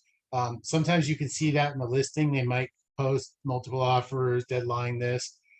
Did you get multiple offers? Did it get crazy? Are you over the asking price? Are you way over? Like, and you don't need it. You can ask those general questions. Where they get worked up sometimes is if you say, what price did you come in at? Right. So just ask the general questions. Did you go over the asking price? Is it way over? Did you guys make it to 600? Like just kind of those, just trying to gather information, and you're not trying to use that in any bad way. You're just trying to understand how to price your home, and they get that. Most of the time they respect that. Or to make an offer on a current one in that area. Exactly. Yep. You bet. Yeah, I know if you're going to be competing and stuff. So great. Thanks for that. Any other questions on that? Cool. All right. So any ahas from that activity? Have a quick question. Yeah, go ahead. So you mentioned a second, so house, let's say, doesn't go on the first week. So second week you do showings on Thursday already with reduced price, or you reduce price after second Thursday? In our market, typically, now every property is a little different. Every market's a little different. But if I sell in the suburbs, I sell country property, and I sell downtown Portland. So kind of all over the place. So it's going to be different in that, the suburbs or country property versus downtown or close into downtown Portland. If I am in like the Belmont district of Portland where things are flying and, I don't even need to put it on the market, but we do, then, it's happening very quickly. 3 to 5 days, 8 days is average market time. You're going to want to be able to move quickly on reducing the price that next week. And so that you've got it price aligned, the price is aligned with where it should be for that next weekend. So that's the goal. Now, if you're in a market where your average days on market's longer, it might be 2 weeks or 3 weeks. Yeah, I would be doing that sooner than later. In a low inventory market, sometimes sellers say, I'm just going to go ahead and we're going to wait because we're not in any rush. And you get that a lot. We're not motivated. We're not in any rush. But are you motivated to sell it for the highest price possible? That's the question. If you are, we need to reduce the price. And sometimes that doesn't equate. They think that California buyer is going to come up and buy their home and pay more than what it's worth. And they're not smart because they're not going to look at the computer and do their due diligence and look at the stats. But they are smart. And, people, the data and the information is ready and available for all of us. So yeah, so I do it quickly, sooner than later. Did that answer your question? Yes, thank you. Cool, you're very welcome. All right. Okay, so the next one. All right. Holding an effective open house.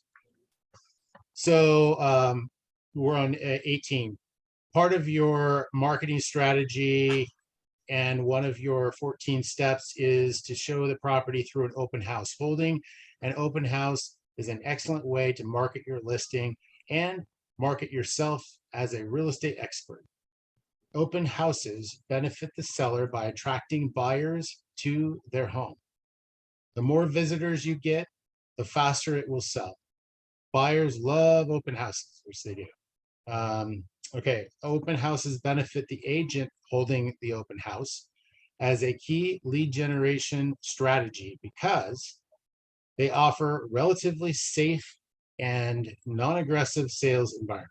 I will say that's absolutely true. It's relatively safe and non-aggressive. People are coming to you. You're not just going out and coldly, selling them something. So that's nice. They're coming to you and be able to talk to you about something you have.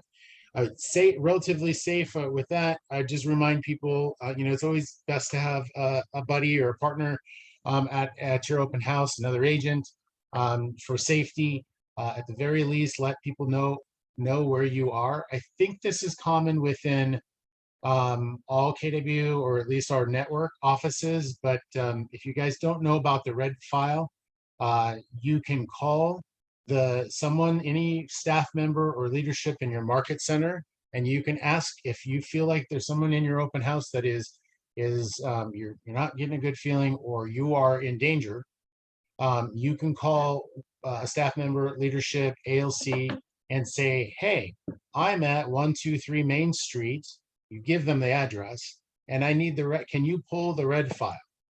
That Ours might be orange file. Maybe it's orange. Yeah, Red or orange is They going to told get me the job done. If you said red, you'd be fine. If you said orange, you'd be fine. And then at that point, they know that you gave them the address, and they'll notify authorities. So just keep that in mind. Be safe at these open houses. You never know. And then so that's great. It's a great opportunity, and it is a key lead generation strategy. People get a lot of business from open houses. They provide opportunity for face-to-face prospecting. The open house event and the time leading up and after provides opportunity for you to build relationships, market your name to a geographical farm, and secure a neighborhood's mind share. We'll talk about mind share. I love that word. We'll talk about mind share in a little bit. Yeah, you want to create mind share. Okay, so refer to your Ignite toolkit for a guide preparing for an open house. So you guys can study that, and we're gonna dive into open house videos. Let me pull that up.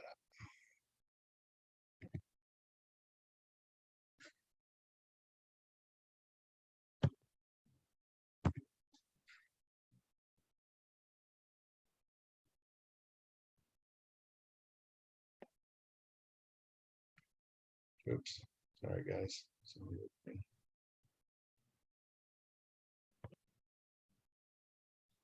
All right.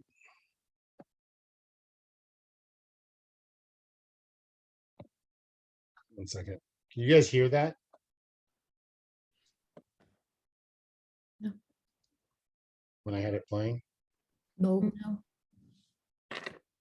Now, can you hear it? No.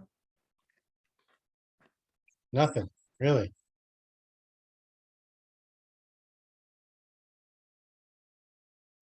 You guys can't hear that at all. Okay, interesting. If you send us the link to it in the chat, we should be able to. Oh, that's what I'll do. watch Okay, that. I'll do that. 1 second. I have it in my email. I was gonna say, I don't think we can even see it. See, where is the link? There it is. Open house here. Good old Mara, she's amazing.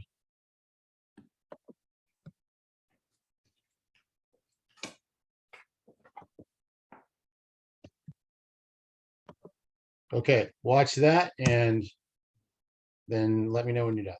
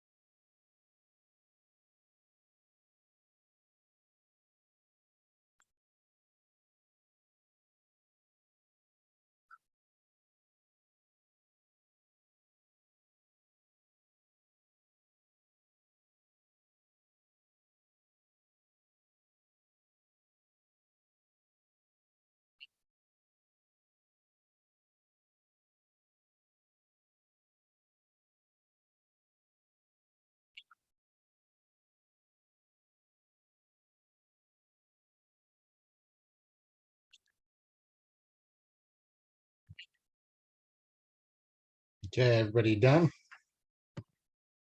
About done. I'll wait like one more minute.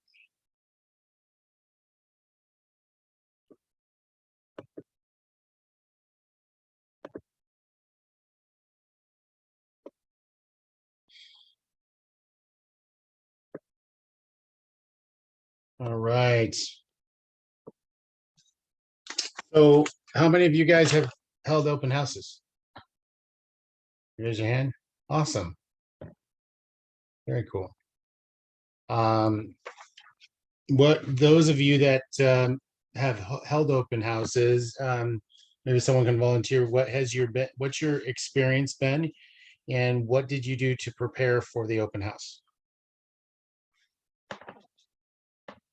I've had the experience of not properly asking the right questions and then not being able to follow up with people who visited. My second was better than my first in that way. But then I also had the experience of people writing down fake emails, so I couldn't contact them anyways. But good conversations, nice drop-bys. I've had lenders come by and photographers and others. So I'm also making other connections, even if not. And I had the best time doing circle prospecting around the area. I don't know why neighbors are more willing to talk if you're saying, hey, I'm holding an open house, or I just held an open house, and almost everybody talked to me. So yeah, when you said circle prospect, you were calling? No, I was knocking on doors. Knocking door around. Okay, door knocking. Great, good job. Yeah. What now that you've done the open house and you've thought about it, what are some of the things you would now do differently or implement? Like you said, I wouldn't let them in until I got that information. Once they're in, it's kind of like, I don't know, they can do it or not.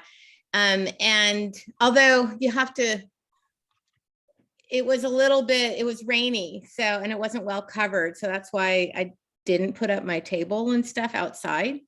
Anyways, Bill, I need to go to scripts practice. That's what I discovered, and I need to do that. And yeah, that's my big one. So a couple of things. I would set up your table inside, and I would let them know, and maybe print out a sign so you don't have to say it every time. And it's right in front of the required by seller in order to see the house.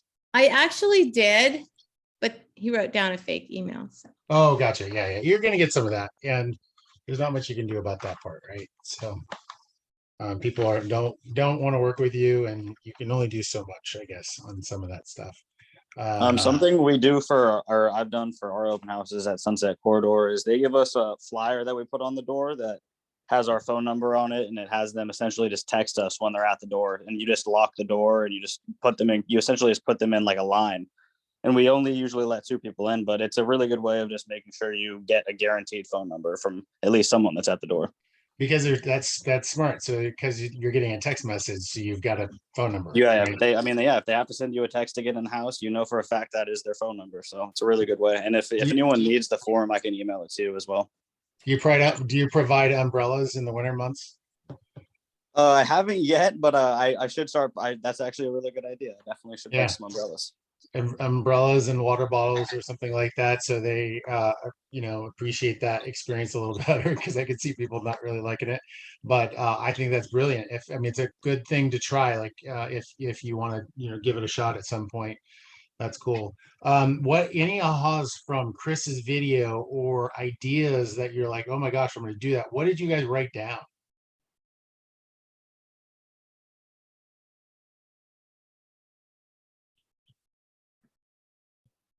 What I wrote down from the video was open houses are lead generation and connection of opportunities. Absolutely. Thank you. Thank you. Anything else? I sorry, I took away the part that he said choose your open house, especially as a new agent. Like, we don't have our all our own listings, so we can really take advantage of others and see where we would get the most traffic and attention. And I guess that's something that I haven't thought about, but it makes a lot of sense. That's a great point. It's so important because, you know, your time is valuable, and as a new agent, you think, well, I've got all the time, it's good experience, but at some point you've experienced it. Now let's be intentional, right? So the word that is just comes to surface every time is be intentional. So when you're looking at your open houses and someone, maybe an agent, approaches you and says, hey, would you do an open house on this property? Or, you know, an email goes out or whatever it might be, I would research that property quickly, look it up on the MLS, look at the photos, open up the map view to see where it's at. You pay attention to the location, and then is it priced right? And how long has it been on the market? Are we just sitting in a house that's been on the market for several weeks and we're just not going to get any action? Is it in a great area that's going to be popping? So yeah, great thought there. Even if you do that research, which I did on this last one, I'm like, okay, yeah, I'm going to do this one, because prior one, I only had 2 people. On this one, it was raining and I only had 2 people, even though it was a great area, brand new on the market. It was the first day. Well, it was the first day it hit. So I don't know if that was negative because people didn't have long enough to find it first or what, but it was the first day it hit, you said? Yes, it just hit in the morning. Yeah, that might be the issue. That might be the issue. Is that you need to give it at least a day to populate through all the sites, people learn about the open house. Also, you guys need to follow up, make sure the listing agent, if you're holding other people's opens, that they scheduled the open house in the MLS. And I would ask them to put it in scheduled in the MLS under the listing, so that, you know, Redfin and Zillow populates and says open from 1 to 3 or whatever. And then ask them if they could write it in the public remarks too. So that it's in 2 different places. And that's how we do it. And, you know, if you're holding an open house just with for sales, you know, open signs out in front and it's not scheduled, then you might just get 2 people that were driving by. So that could be the case too there. It was scheduled. Yeah. And I had signs on all the cross streets. Yeah. I think it's just too early on that one. I will say though, if I measure a successful open house by 1 appointment. If I can get 1 appointment set in the open house, it's success in my books, you know. And so if you had 1 person in and they scheduled an appointment with you for a buyer's consultation in your office, and you went through there and explained the importance of that, and then I'm good. I got my 1 appointment. So I think a lot of people judge it by how many people came through. It was like, oh my gosh, I heard someone that had 30 people came through. Guess what? You get 30 people that come through, you have no time to talk to anyone. And so you might not get any appointments because you had 0 time. You're watching people and you're making sure people are doing what they're supposed to be doing and greeting with a smile, but not having conversations. And so 1 appointment, you get 1 appointment.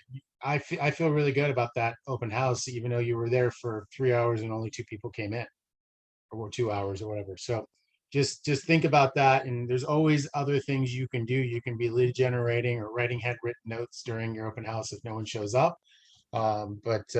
Definitely, and every once in a while you have a bust, right? You have something like last year, I think we did one on, 1 to 3 on Halloween. And there was hardly anyone came in because everyone is just kind of doing their thing, preparing for that night. And it was in an area with, lots of families and communities. So it was not very successful. So think about the days that you're doing it well as well, and location, price, all that stuff. Thank you for that. Cool. So we are on 19. Okay, get the word out about your open house. Think of it as a big event. Treat it as a massive marketing campaign. Unleash all your lead generation creativity. Invite people directly to your open house by actively prospecting for traffic. This is a critical lead generation activity that will build your database and position you as the neighborhood expert. So how are we going to do that? Through door knocking. Gary Keller says that in the shift, Gary Keller says that door knocking 100 surrounding homes, to door knock 100 surrounding homes when doing an open house. Why so many? Because informing the neighbors about your open house will not only create more traffic, it will allow you to lead generate for buyers and sellers and preview other homes for sale in the neighborhood. Because it includes any nearby if it includes any nearby apartments, be sure to give lead generating to renters and do all that stuff. Now, what I will say with that, if we're door knocking, they don't mention a strategy behind door knocking. And you could go door knock to the neighbors' houses and apartments right before the open house or a couple of days before. It doesn't say when to do it. Chris says in his video, start marketing a week before. So in our market, you can't post anything on social media before it goes on the market. If you're doing it coming soon, you can put a sign out front, a flyer, but you can't talk about it. You can only talk about it to agents. So you got to be careful about what your rules are. But if you're doing an open house, it is important to have a strategy for door knocking. So what we do is we will do a knock. When we do door knocking for open houses, we will do a knock for an invitation to the open house, and we'll print out a flyer saying you're invited with some pictures and neighborhood neighborhood invitation, or however you want to phrase it. And you knock on the door, you leave that flyer with them and let them know when the open house is and invite them over. And a lot of times they'll come over because they're curious. They've always wanted to see the inside of that house. And then at the sale pending stage, what I do is I will ask the permission of the buyer's agent. If I were to talk to any of the neighbors, is it okay to explain a little bit about the family that's moving in? They've newly married and they've got a baby on the way, or whatever the scenario might be. Get that permission and then go knock at those same doors. They see you again saying, oh my gosh, it's sale pending and we have a lovely family moving into the neighborhood. These are their names and this is their situation. They work at Nike, or whatever information you were able to get and got permission for. And then they're like, oh my gosh. So we just had a house go on the market on our road. I didn't list it. It's always a bummer when you don't list your houses on your own street, but it's okay. This came on the market. The sign was up like 3 days late, and then I saw it go sale pending online, and there was no pending sticker that went on, and the sign stayed up 2 weeks after closing. The whole time I was wondering, like, where's this agent at? What are they doing? And why is the sign still up? What's going on? Who's the buyer? The community, the neighborhood, the people that see the sign that are close to it, they want to know what's going on. They're curious, like, who's going to be my neighbor? And so you're able to provide a little bit of information, insight. That would have been cool to know who it was. I met her. She's amazing. But didn't until she was moved in and the sign was gone. So didn't know any information. And then you can, at that point, door knock again after the transaction is closed, and you can let them know that you successfully closed the transaction for a certain amount more than the asking price, or whatever your success points were during that transaction. You can promote that, let them know, and show that success. Now you've seen them face to face potentially. 3 times, and you've built some sort of rapport and relationship. If you have good contacts through doing that, then you add them to your database, and they're a future someday seller because they didn't know it, but they were interviewing you this whole time. Because you were in front of them talking to them, and they appreciate the updates. They know what's going on. Wow, this person worked really hard.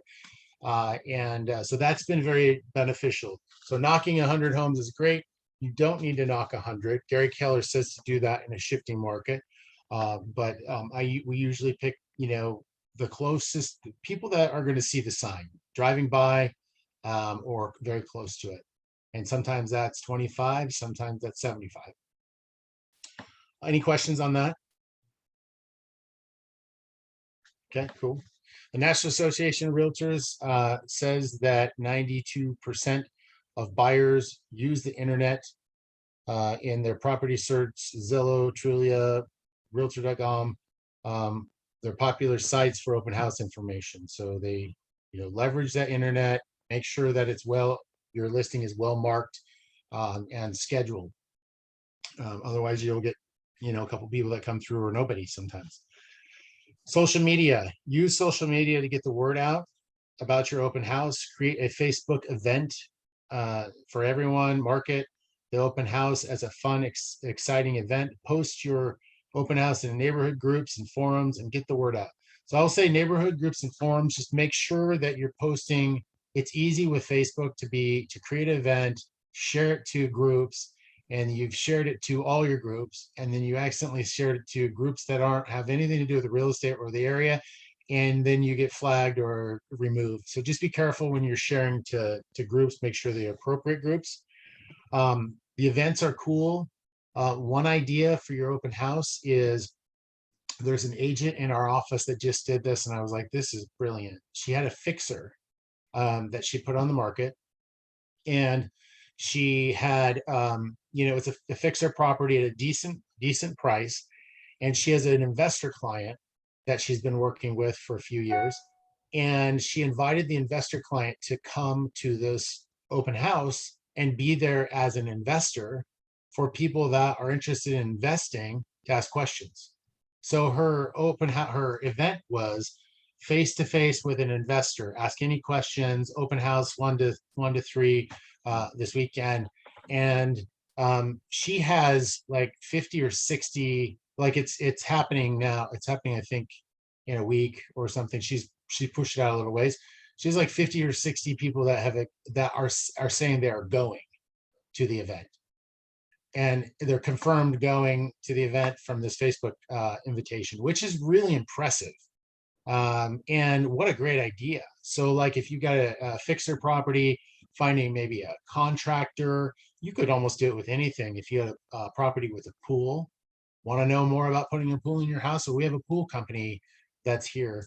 And then you're marketing that to your database and bringing more people into the open house, which you might think, well, how does that help the seller?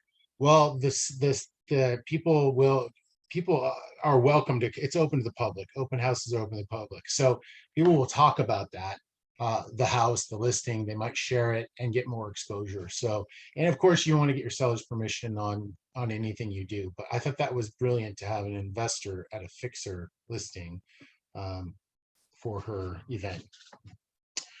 Let's see. And it's super easy, you guys, for people to unfollow you on any of these platforms. So just be careful what you post. This next comment says, when it comes to Facebook, don't use your personal Facebook account for real estate services. Why? It lacks professionalism. Establish a professional Facebook account for your real estate business. Have you guys all done that, or some of you've done that?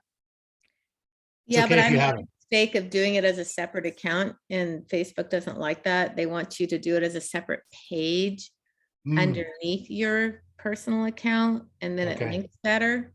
So now I'm going through Working on it. the Yeah. confusion of people having already liked my page. And Gotcha. Yeah, I think you can probably make that page go away, delete it, and start over if you needed to. I would do it sooner than later so it doesn't build up if that's what you need to do. But what I will say that with that is, this tip, it's like yes or no, yes and no. I will say that you want people to love to know that you're in real estate, not to hate to know you're in real estate. So you don't want to be posting every single post about real estate. They want to know that you're actually a person and not a real estate robot.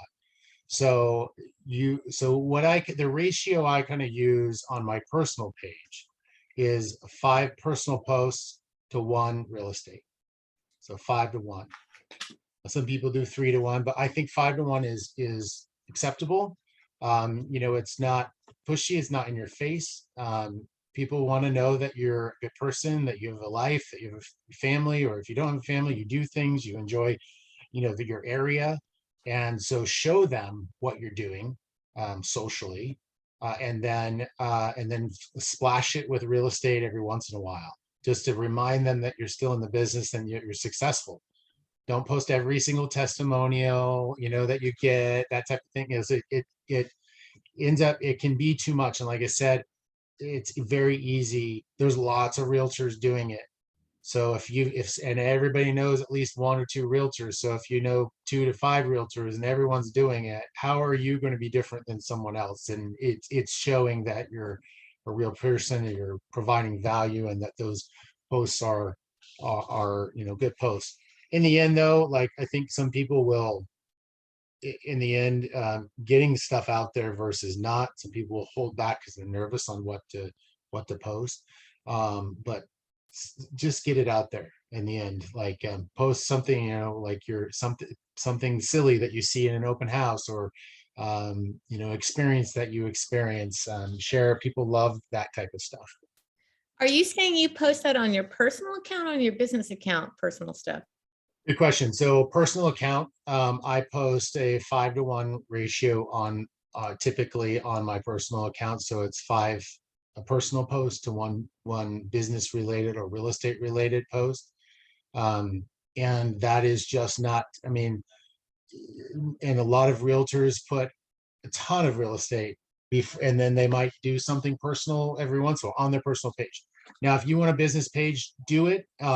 And you can do whatever. There's really not a whole lot of rules with that. People will like your business page if they want to see you. So you can post every single day if you want on your business page, and you're not going to have any flack for that.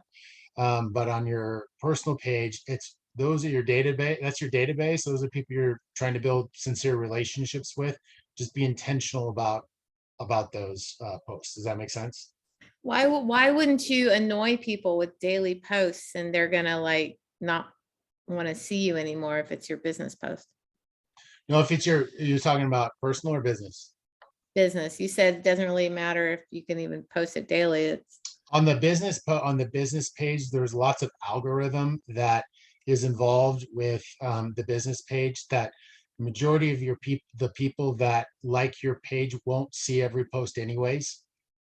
Because if you want them to all to see it, you have to pay for that, typically. So there's a lot of, if you look at some of the people that use business pages at a high level, they're posting every day so that they can get more of their people in their their group or their page to see their posts. And but on your personal page, you're going to get more of your database to see it. So a business is it's more acceptable to see, business type posts on a regular basis. On the personal page, we want to limit it quite a bit. So that's just my experience. I don't want to dive into this too deep, but we'll do a 5-5-5. So it means 5, we go into Facebook and we're very intentional. We'll do 5 likes, 5 comments, and 5 private messages during our lead generation time, just to engage with people. And it talks about engaging with people in here. So that's why I thought I'd bring it up. Just engage with people intentionally, and then get the heck out of there, because you can be sucked in, right? 5 likes, 5 comments, and what? 5 likes, 5 comments, and 5 personal messages. The other thing we suggest is no comment left behind. So if someone comments on one of your posts, you better be commenting back, thanking them, or being engaged in that conversation, because they took the time to do that. And if you just leave that hanging there, then they're probably not going to come back. So you do that, or you like it and take it offline. Call them, text them, message them. Look for those opportunities in social media to take the online offline. It's so easy to hit the care button, the heart button, the like button, and just do that over and over and over and over again. When someone's gone through like a pretty substantial thing in their life, positive or negative, where you can actually drop by their house and drop off some flowers or call them. Who does that? Who hits the, the button that is the drop off flower button, right? So, so to look for opportunities, because, our job is to build sincere lifelong relationships with our databases. And you keep doing that, you're going to get, a business of lifetime business for sure. So just some tips on social media. My experience, it's worked well for us. Talks about Twitter. I'm not on Twitter. I mean, I have a Twitter account, but I don't tweet. Use images for Facebook, tweet tips about moving and staging, marketing a new real estate listing, set up a Pinterest board for that listing. I think that's cool. I would say that with any of these platforms, we use Instagram a lot as well. I would say that you just need to find the platform that suits you, where your people are, where you feel like you have a voice, or you can have a voice, and just commit to it and be consistent. It's time on task over time creates success. So just be consistent with whatever you do, have a plan, and post your posts and do that. So engage with people. It talks about engagement here.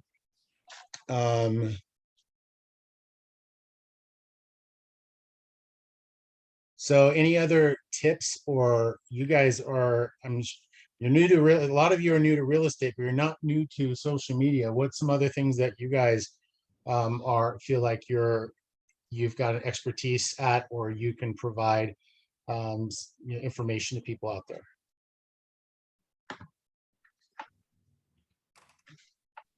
I know my agent always uses the sold, says, that the buyer is super happy, or the seller, typically the buyer, and that they, moved into this house and it's so exciting. And she posts those, and she's like a #1 agent, so works for her. Cool.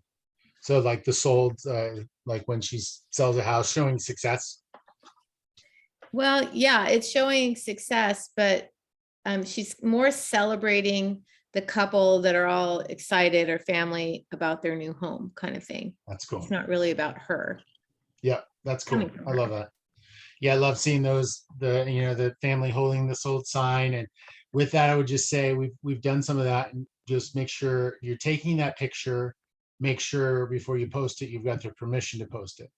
Okay, because we've seen it where someone says, "Oh my gosh, I knew you took that picture, but I didn't know you were going to post that." Now the whole world knows, right? So some people are very private, not out there. So just double check that. But I love that idea. It's good. Any other ideas that you guys have implemented on either your personal page or business page?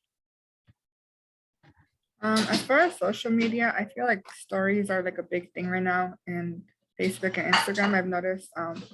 I just like a couple of days ago posted that I was a new agent, and I got like likes from some of my friends. But I think, like you said, it kind of filters it as far as to who sees it.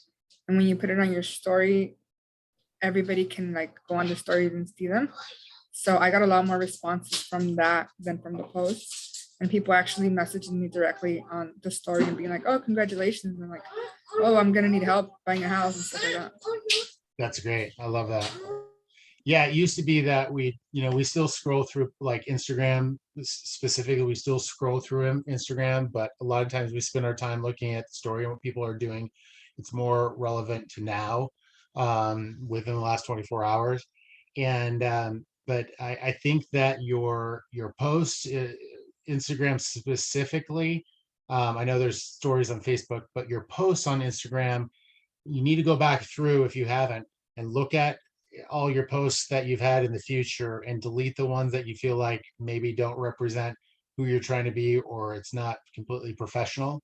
And start building a platform that people can quickly look and see, wow, this is someone that I like and want to work with, and they're professional and they're, a good person. Because, you very quickly they can look at those things and change their mind and not follow you and not decide to use you. But stories are, I agree, stories are the big thing. How do you, what type of things, if there's any other suggestions on stories, and how you've used those, go ahead and throw those out there. Anyone have posted anything about real estate on their stories?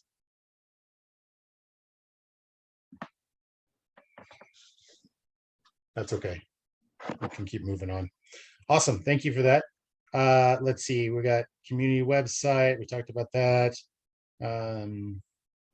So then leverage your database, call your database, let them know about the open house. So we're on page 21. Okay, page 21. Remember, you have told your seller it's all about them, and you have promised them a 10++ customer service. You have agreed to commit in the way that works for the seller, agreed to communicate in the way that works for the seller, whether it's once a week, once a day, by phone, email, or text. Update your seller regularly, from listing to close, including the status of your marketing, feedback from the home showings, any offers on the table, which you would do that one immediately. You would not, it wouldn't be a once a week thing. You get an offer on the table, you need to let the seller know right away. And the steps leading to a successful closing once you have an offer accepted. Be sure to block time on your calendar for follow-up with your seller, and be sure these updates happen even if you have no news. So they say, like, if you update your client, maybe you update them every Tuesday, and you let them know the status of what's going on, regardless if you have an update or not. And they appreciate that so much. They feel like, wow, Jesse is on it. He is telling us everything, every step of the way. We know what's going on.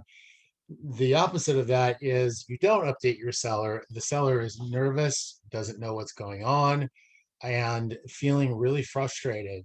They tell everyone that they know, that the people that are close to them, that what's going on, they don't know what's going on. And if we drop the price, we would, but we're not getting any communication from our agent. And then the seller finally gets the nerve, after they're just kind of lost it, to call you and say, hey, what's the deal? What's going on? We haven't heard from you. Just want to check in. And they're nice about it, but offline, they're maybe saying some other things. And then it takes you, they'll leave you a message.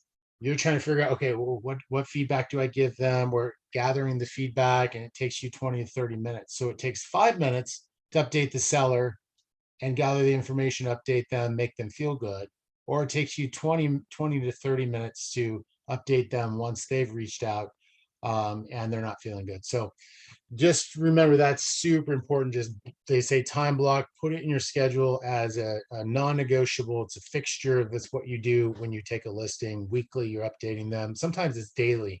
I mean, when you first go on the market, and you've got something going on every day. You might be talking to them every day. So the collage there is all the different things that you've agreed to the seller to help with through the process. Kind of cool. They put all the words in a little collage for you. There's no such thing as over communicating when it comes to providing outstanding service for your clients. 100% true. Okay, we'll go to page 22. And so let's see. So go ahead and read each communication tip here, and then write down how this is of value to the customer. I'll give you guys a few minutes.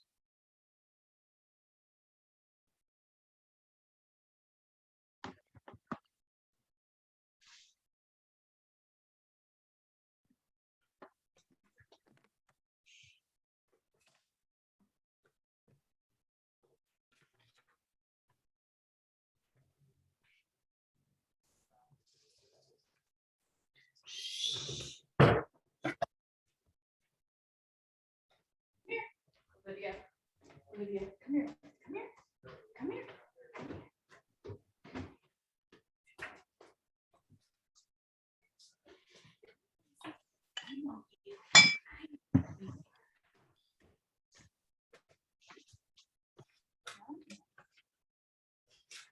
You want to say hi, I know. No, wait, let's wait. Ooh, it's okay, it's okay, it's okay.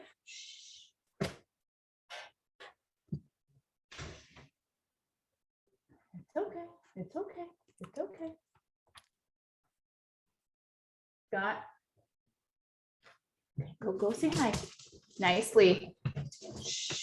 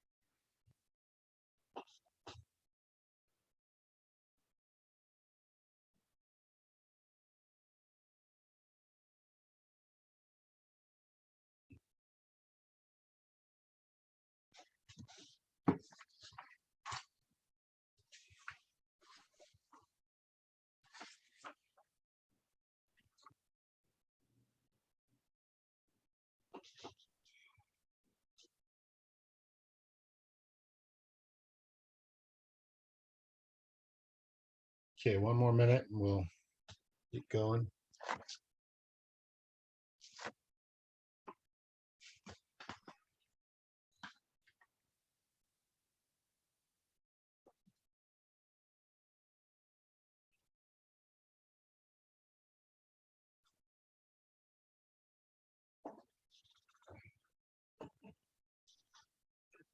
Okay, first one. Always ask and learn about your customer's preferred communication method and timing. Is it phone, email, text message, twice a week? What is that? Yeah. So what is the value to the customer for that? Anyone?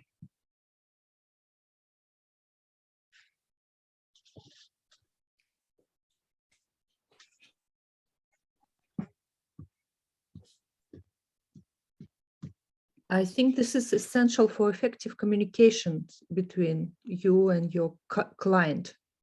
Mm-hmm. You will, right. You'll know what would be the best channel to reach them at, provide them valuable information quickly. Perfect. Yep. Yeah. I mean, you'll learn a lot about what they do. Maybe they work, graveyard, right? And you need to be understanding of that, and that affects a lot of different things. So yeah, absolutely. And how to be connected. If someone is reaching out, the other thing is someone is reaching out to you via text, typically you would text back. Now, if someone is reaching out to you via text about something that's extremely important, that there's a lot of details, I wouldn't write a 2-page text message back. I would call them and make sure that they understand. A lot of times the conversation will start text, and you have to be their fiduciary to understand if it is something that remains on text message, or you should call them or set up a time to talk to them. The other thing I will say about this is kind of a little bit of a tangent, but it's important as a new agent, is have your boundaries set, understand what your schedule is in communicating. If you are going to text somebody late, they may call you late. So if you text someone and you text them something that they have a question about at 11 o'clock at night, they may call you. And then what are you going to do? Like, you're going to have to talk to somebody at 11 o'clock at night. So understand, like, and other people will text you during those times. And because you're trying to close a transaction, and you're eager to make that sale, you may feel the urge to do that, but you need to train them how you want to be treated. And so if you're not telling them what your schedule is, then you can train them by not responding. And what I will do so I don't forget is I'll take my phone and on notes, I will put or not notes, in on my, I'll set an alarm for the certain time to follow up with them the next day. And it's usually 8:30 in the morning. And I'll write in my notes or in my alarm who that person is, or I might schedule it in my calendar so that you don't forget. And then the other thing is, if I feel like I want to send an email, the other thing is email, you send a late email, they'll call you too. So you're like, well, email, I can just send something late. That's not a big deal. No, they will call you if you are sending them any kind of form of communication late. You might even be careful about social media. What I will do for email though, like sometimes I have to kind of get something off my mind. And so I will write the email and then I'll save it to my drafts. And sometimes I will do that with 10 different emails but I don't want to send them late because they'll call me or they'll think that I'm working late. No, I don't want that. So I'll write 10 different emails, and then in the morning at 8 a.m. or whenever I start my day, I'll send all 10 of them. But the thing I do before I do that is I read back through them, and I'm sure you guys can agree that at night you're probably not at the best state to be writing an email, right? So you want to read back through your emails and make sure that that's what you would normally say in the morning. And sometimes I've just deleted the email altogether, right? And called. So just be careful with that. And that's a little trick. And just protect your time with yourself and your family, and because it's important. And I understand where you're at being a new agent, trying to close some transaction, get some income, but you've got to set some standards for yourself early, because otherwise you kind of get to a point where you're at the beck and call and can't figure out which direction you're going. Questions on any of that? That's a great tip. I used to do it too. Cool. All right, so the next one, match style in person or in phone. Always seek to communicate their communication style. So we kind of talked a little bit about that. So you're kind of matching, mirror and match. I don't know if you guys have talked about that, but you're seeking to. It's not really mirror and match. It's really matching what kind of style of communication.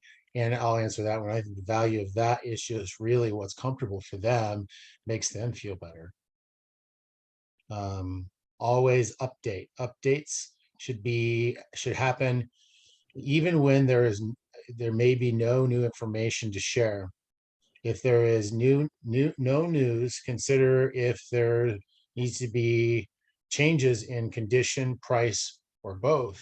So if there's no news, sometimes you need to have a conversation about the condition. Maybe we should change those carpets out. Maybe we should lower the price and get some more action and start having those conversations. Be prompt, always respond as soon as possible or on the expected schedule. So never show up late. I block time in my schedule to be early to everything I go to. And what I do is when I am early, I will drive around the neighborhood, get more familiar with what's going on, look at the sale pending properties and drive by them. And then I will be sitting right around the corner 5 or 10 minutes before, finishing up emails on my phone or doing whatever I need to do so that I can roll up 2 minutes before I'm supposed to be there and knock on the door right on time.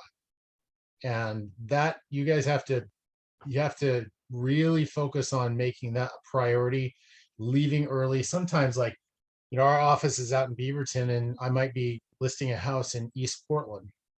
And I have to, of course, I plug it in the GPS, get an idea. But if it's 40 minutes out, I might leave an hour and 15 minutes just to give me some buffer. Just because that's super important to me that I am not late. If you are late, things happen, right?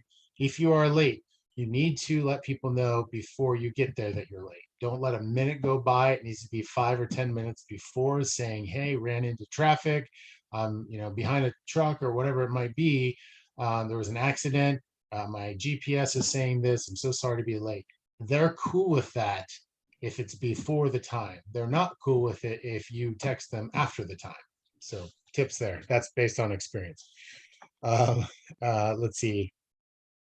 Never talk down, always communicate as a partner. You are a partner. You guys are, and that's a culture and a relationship that you guys have to establish as day one. We're partners to get this done for the highest price possible, and I'm on your side. I always work for you and defend you and have your best interests in mind.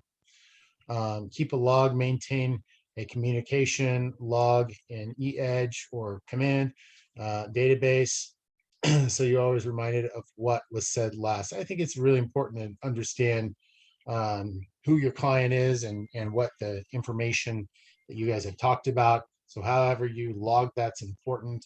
The other thing that's important, I don't know if you guys have taken the DISC personality profile, but there's a lot of people that are good at reading their client on who that type of client is. A D is a driver, where they want to get it done. They want to get off the phone as quick as possible.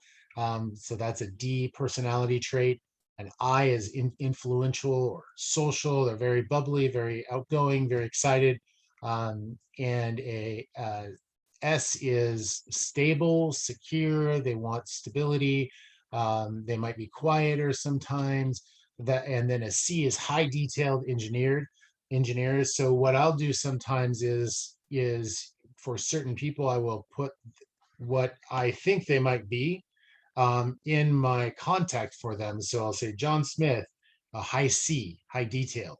So then when he called, I remember, like, I'm more of a D. I want to get kind of things done and move on. I need to slow it down for John Smith, and I need to provide him lots of data, and I need to give him all that information detail. So know who you are talking to on the other line, so that you can taper who you are to be able to mirror and match that person. That's important. Let's see here. Keep a log, focus. Always include all decision makers. So important. If there are two signers on, and I will just say, it says always include all decision makers, but always include whoever is on the title. Don't make sure that both people are there. Don't show up with, and so that's so important. If you guys, I mean, taking away different things from this, I would say this is a big one, is when you call and talk to that person that you're scheduling the appointment with, say, hey, is your husband going to be there as well? Or is your wife going to be there as well, or partner?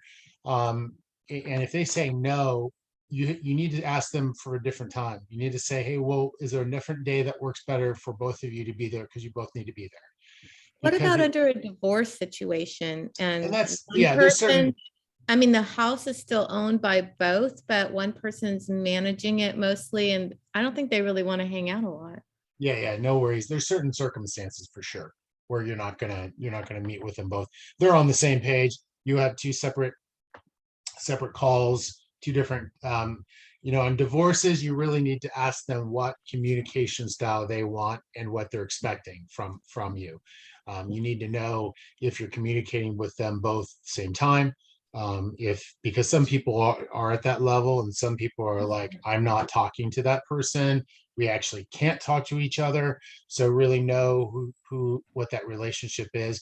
But you're exactly right. There's all different levels. For the most part, make sure that person is there. If you can't do that, then I would get on a Zoom call with them at some point in the very beginning, or a conference call with both of them. Because what you see happen is that you're on the phone with the husband or the wife or the partner, and then the other partner is like, hey, I've got a friend that's a realtor, and then all of a sudden you don't get the listing. But if you meet with both of them and you establish a relationship with both of them, the chances are you'll be able to continue building that relationship with the both of them. And you won't have as many troubles with that. That's just based on my experience. Let's see, always be enthusiastic and positive. Always so important. because you're going to help them to the finish line. Okay, page 23. Customer experience. Customers do business with you because of the service and the perceived value they get from that. They want to do business with people that help them feel comfortable with making one of the biggest decisions of their life. Truth. An excellent customer service experience will set you apart 100%. So let's see. What I want to ask you guys to describe what customer service experience means to you. Maybe someone that hasn't shared. What does customer service mean to you? And why is that important?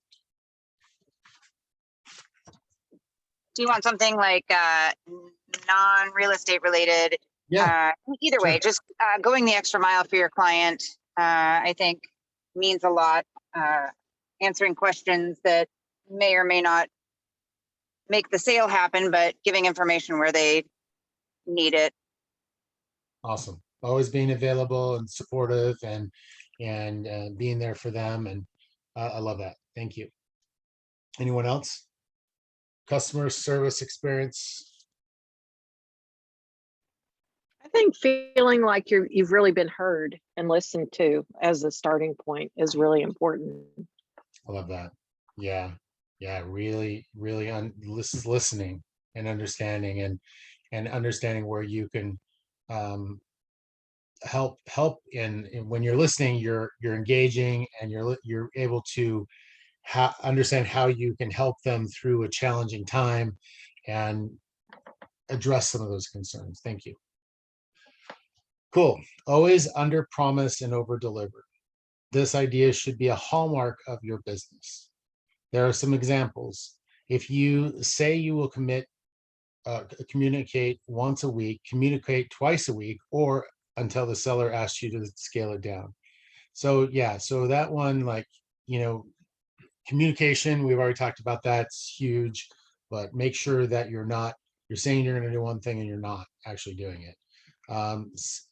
If you say your staging person is going to call you within a week, you make sure that they call the next day. So it's things like that. I'll get back to you by Wednesday, and Tuesday, all of a sudden you've got a CMA report in their box. So there's that. Any other ideas that you guys have to fill in the blanks there for ways that you've helped your clients in under promising and over delivering?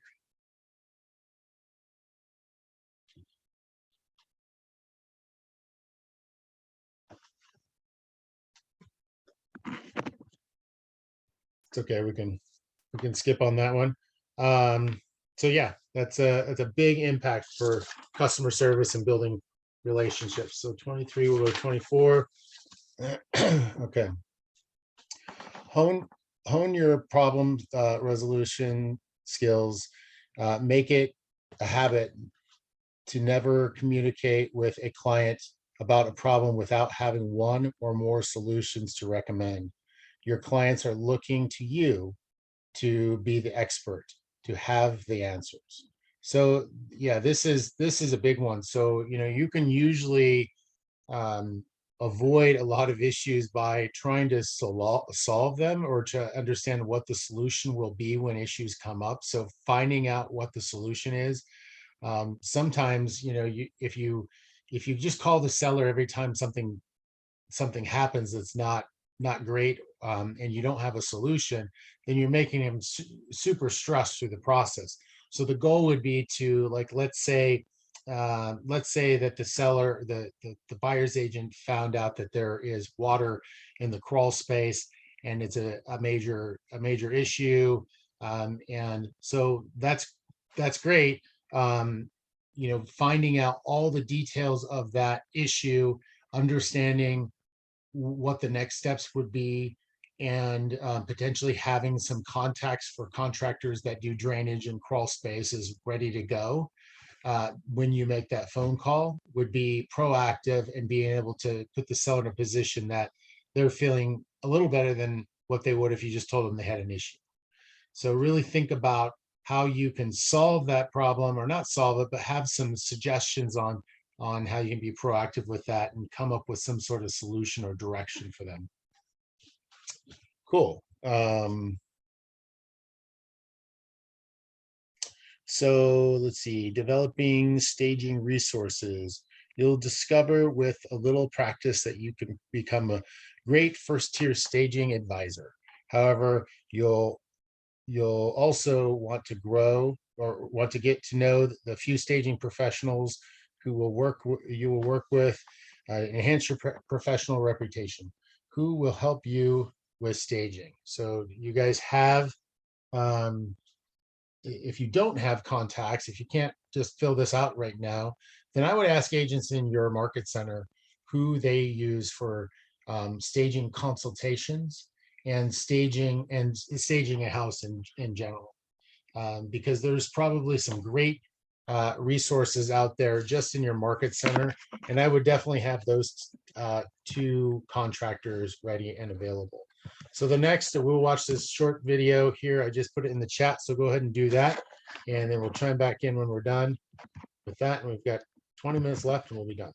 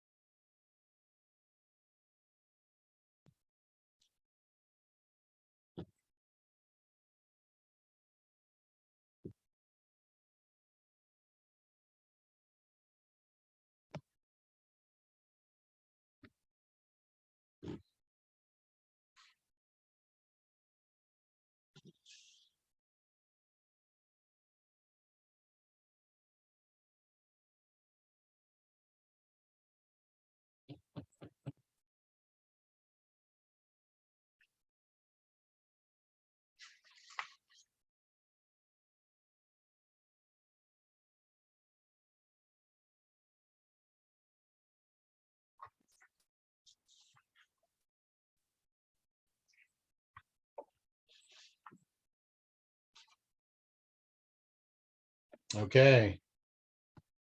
What was some of your ahas?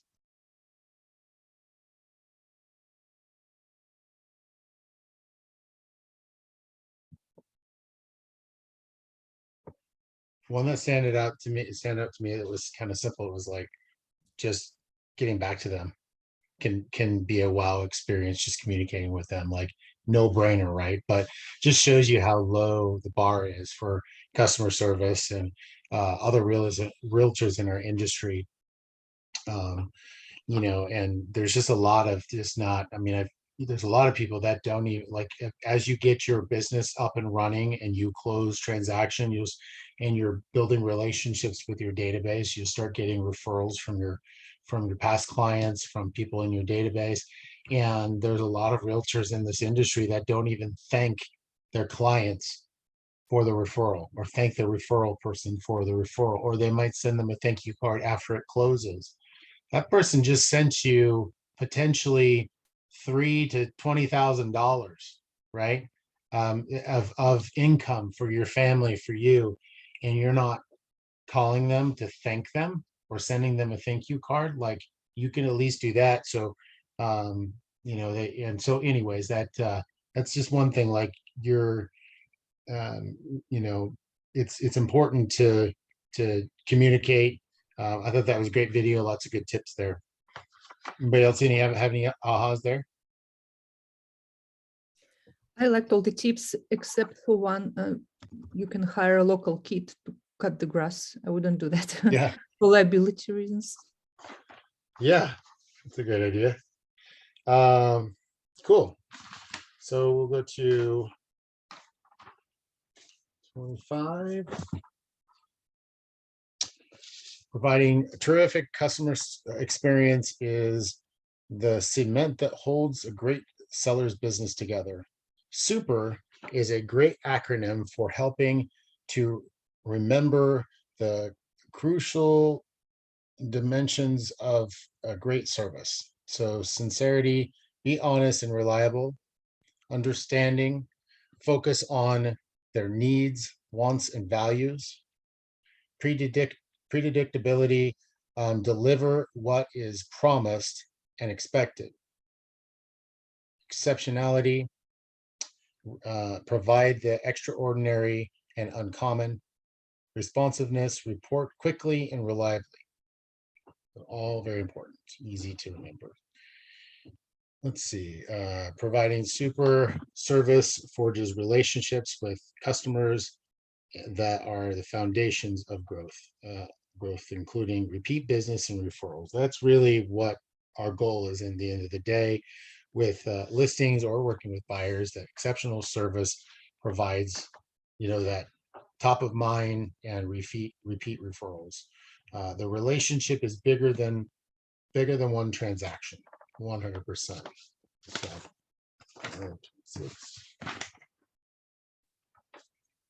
all right, so on page 26, it talks about breaking into two groups. We won't do that today. So that'll be a part of your homework with your partners, is to break into two groups, your partners, and practice the listing presentation. So you'll be able to do that. And then with 27.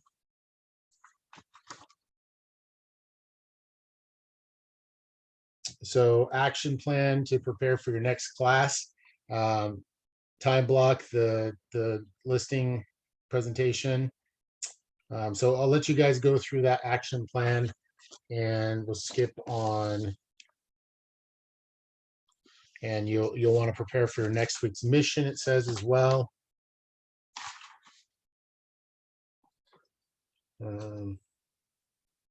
So on page 29, make sure you complete this list and be prepared to call these people in the next class.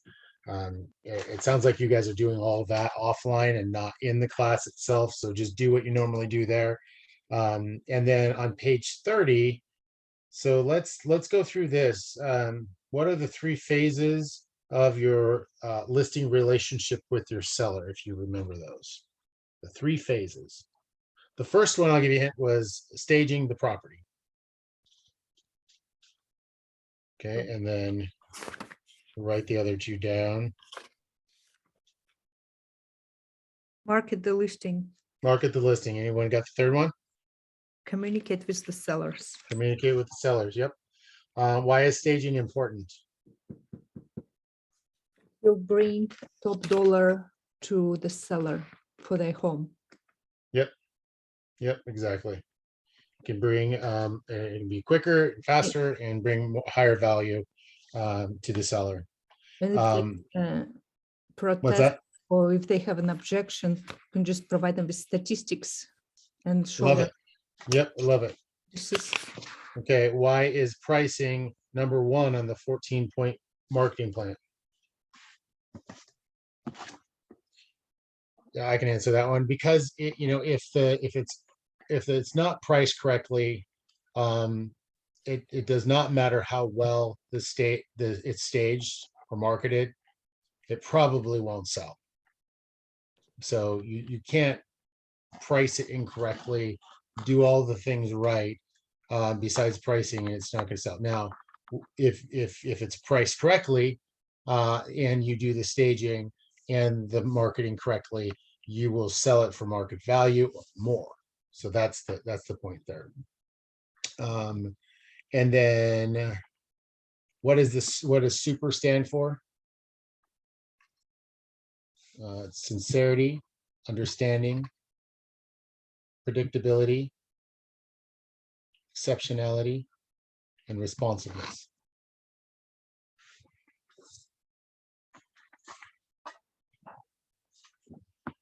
And then let's see here. The rest of the stuff looks like you guys prepare for next time. Any questions about any kind of, working with sellers? Anything goes. You guys we have 10 more minutes. I'm happy to stay as long as we need. If you guys have any questions at all, like I said, we would do about 80 to 100 transactions a year, work with lots of buyers and sellers. Happy to help with, do a little mastermind for the last 10 minutes if you'd like.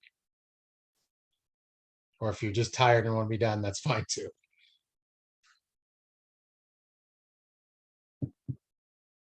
Okay. Thank you guys. This has been awesome. So nice to meet you all. And looking forward to seeing you again at some point. Again, let me know if there's anything I can ever do for you in the Portland market.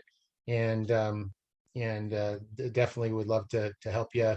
If you've got any questions in general, just feel free to reach out. All right, take care. Thank you, Jesse. Thank you. Thank you so much, Jesse. That was My excellent. pleasure. Excellent. Fire Take care. hose of information. Yeah, it's a lot. It's so much. And Yes, that's thank why that's why I say, if maybe you got a couple nuggets, and if you need any help with any of this along the way, just reach out. I'm here.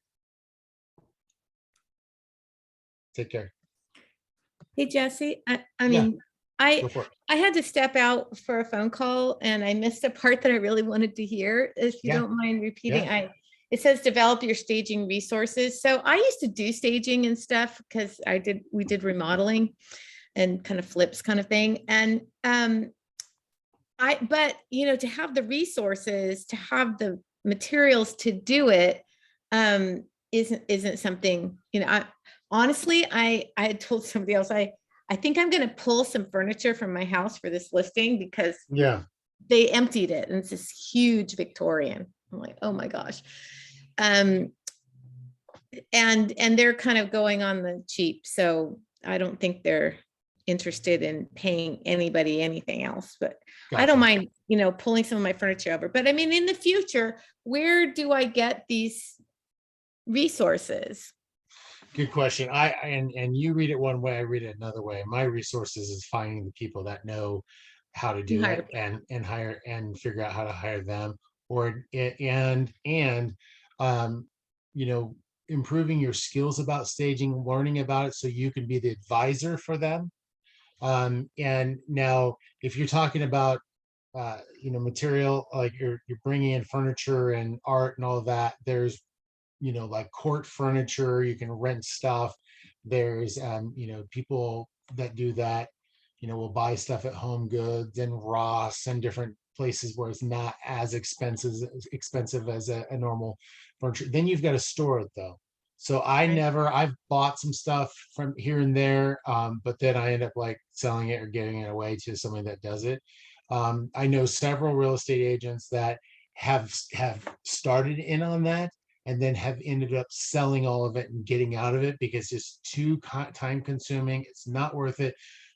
Like right now, if you got these onesie twosies that you've got, but all of a sudden you've got 10 transactions you're working on, you've got 10 buyers that you're That's not going to be where I want to spend my time. You're not going to want to spend your time there at all. And guess what? You're going to have a bunch of people contacting you, calling you, asking you to come over and take a look at for staging. Other realtors will get to know that you're doing staging, and you will, it becomes a stressful mess at some But point, couldn't in it my be a opinion. marketing point? Like I will, you Yeah. know, I'm a formal remodeler in Carmel, California, and I can help, you know, stage your house for you or advise you on staging your home and blah, blah, blah. Just for my own listings. I'm not planning to offer it to Yeah, other people. I think there are some agents that do that really well. I'm speaking based on who I am, but there are some agents that will do that. And if you've got the space to store the inventory, and that is something you have a passion for, then you can offer that into your services. And you've got a one up on me. You know, you go, I'm competing with you, and we go to a listing appointment, and I can't offer that service, and you can just include it potentially, or charge them a minimal amount. So yeah, that could be a very good way to do that. And there is an agent in our market. If you want any pointers on how she does it, Yeah. I think she does this I think she hires a staging company, but I think she also has some stuff for smaller things. So she might be a great resource. Kristen Rader. Oh yeah, we so had she- her. Yeah, she's great. And so she does some staging herself, and I think she uses the same stager that I use as well. So you might talk, maybe there's an in between, like what she does versus a full on business where you've got, you know, storage units and all that stuff. But Right. Great question. Okay, thank you. Yeah, you bet. You bet. Any other questions on negotiations, anything? I'm happy to answer. Otherwise, we'll close it out. All right. Thank you guys. Happy Halloween. I'll show you those that are still on, I'll show you my costume. It's not a costume, it's armor.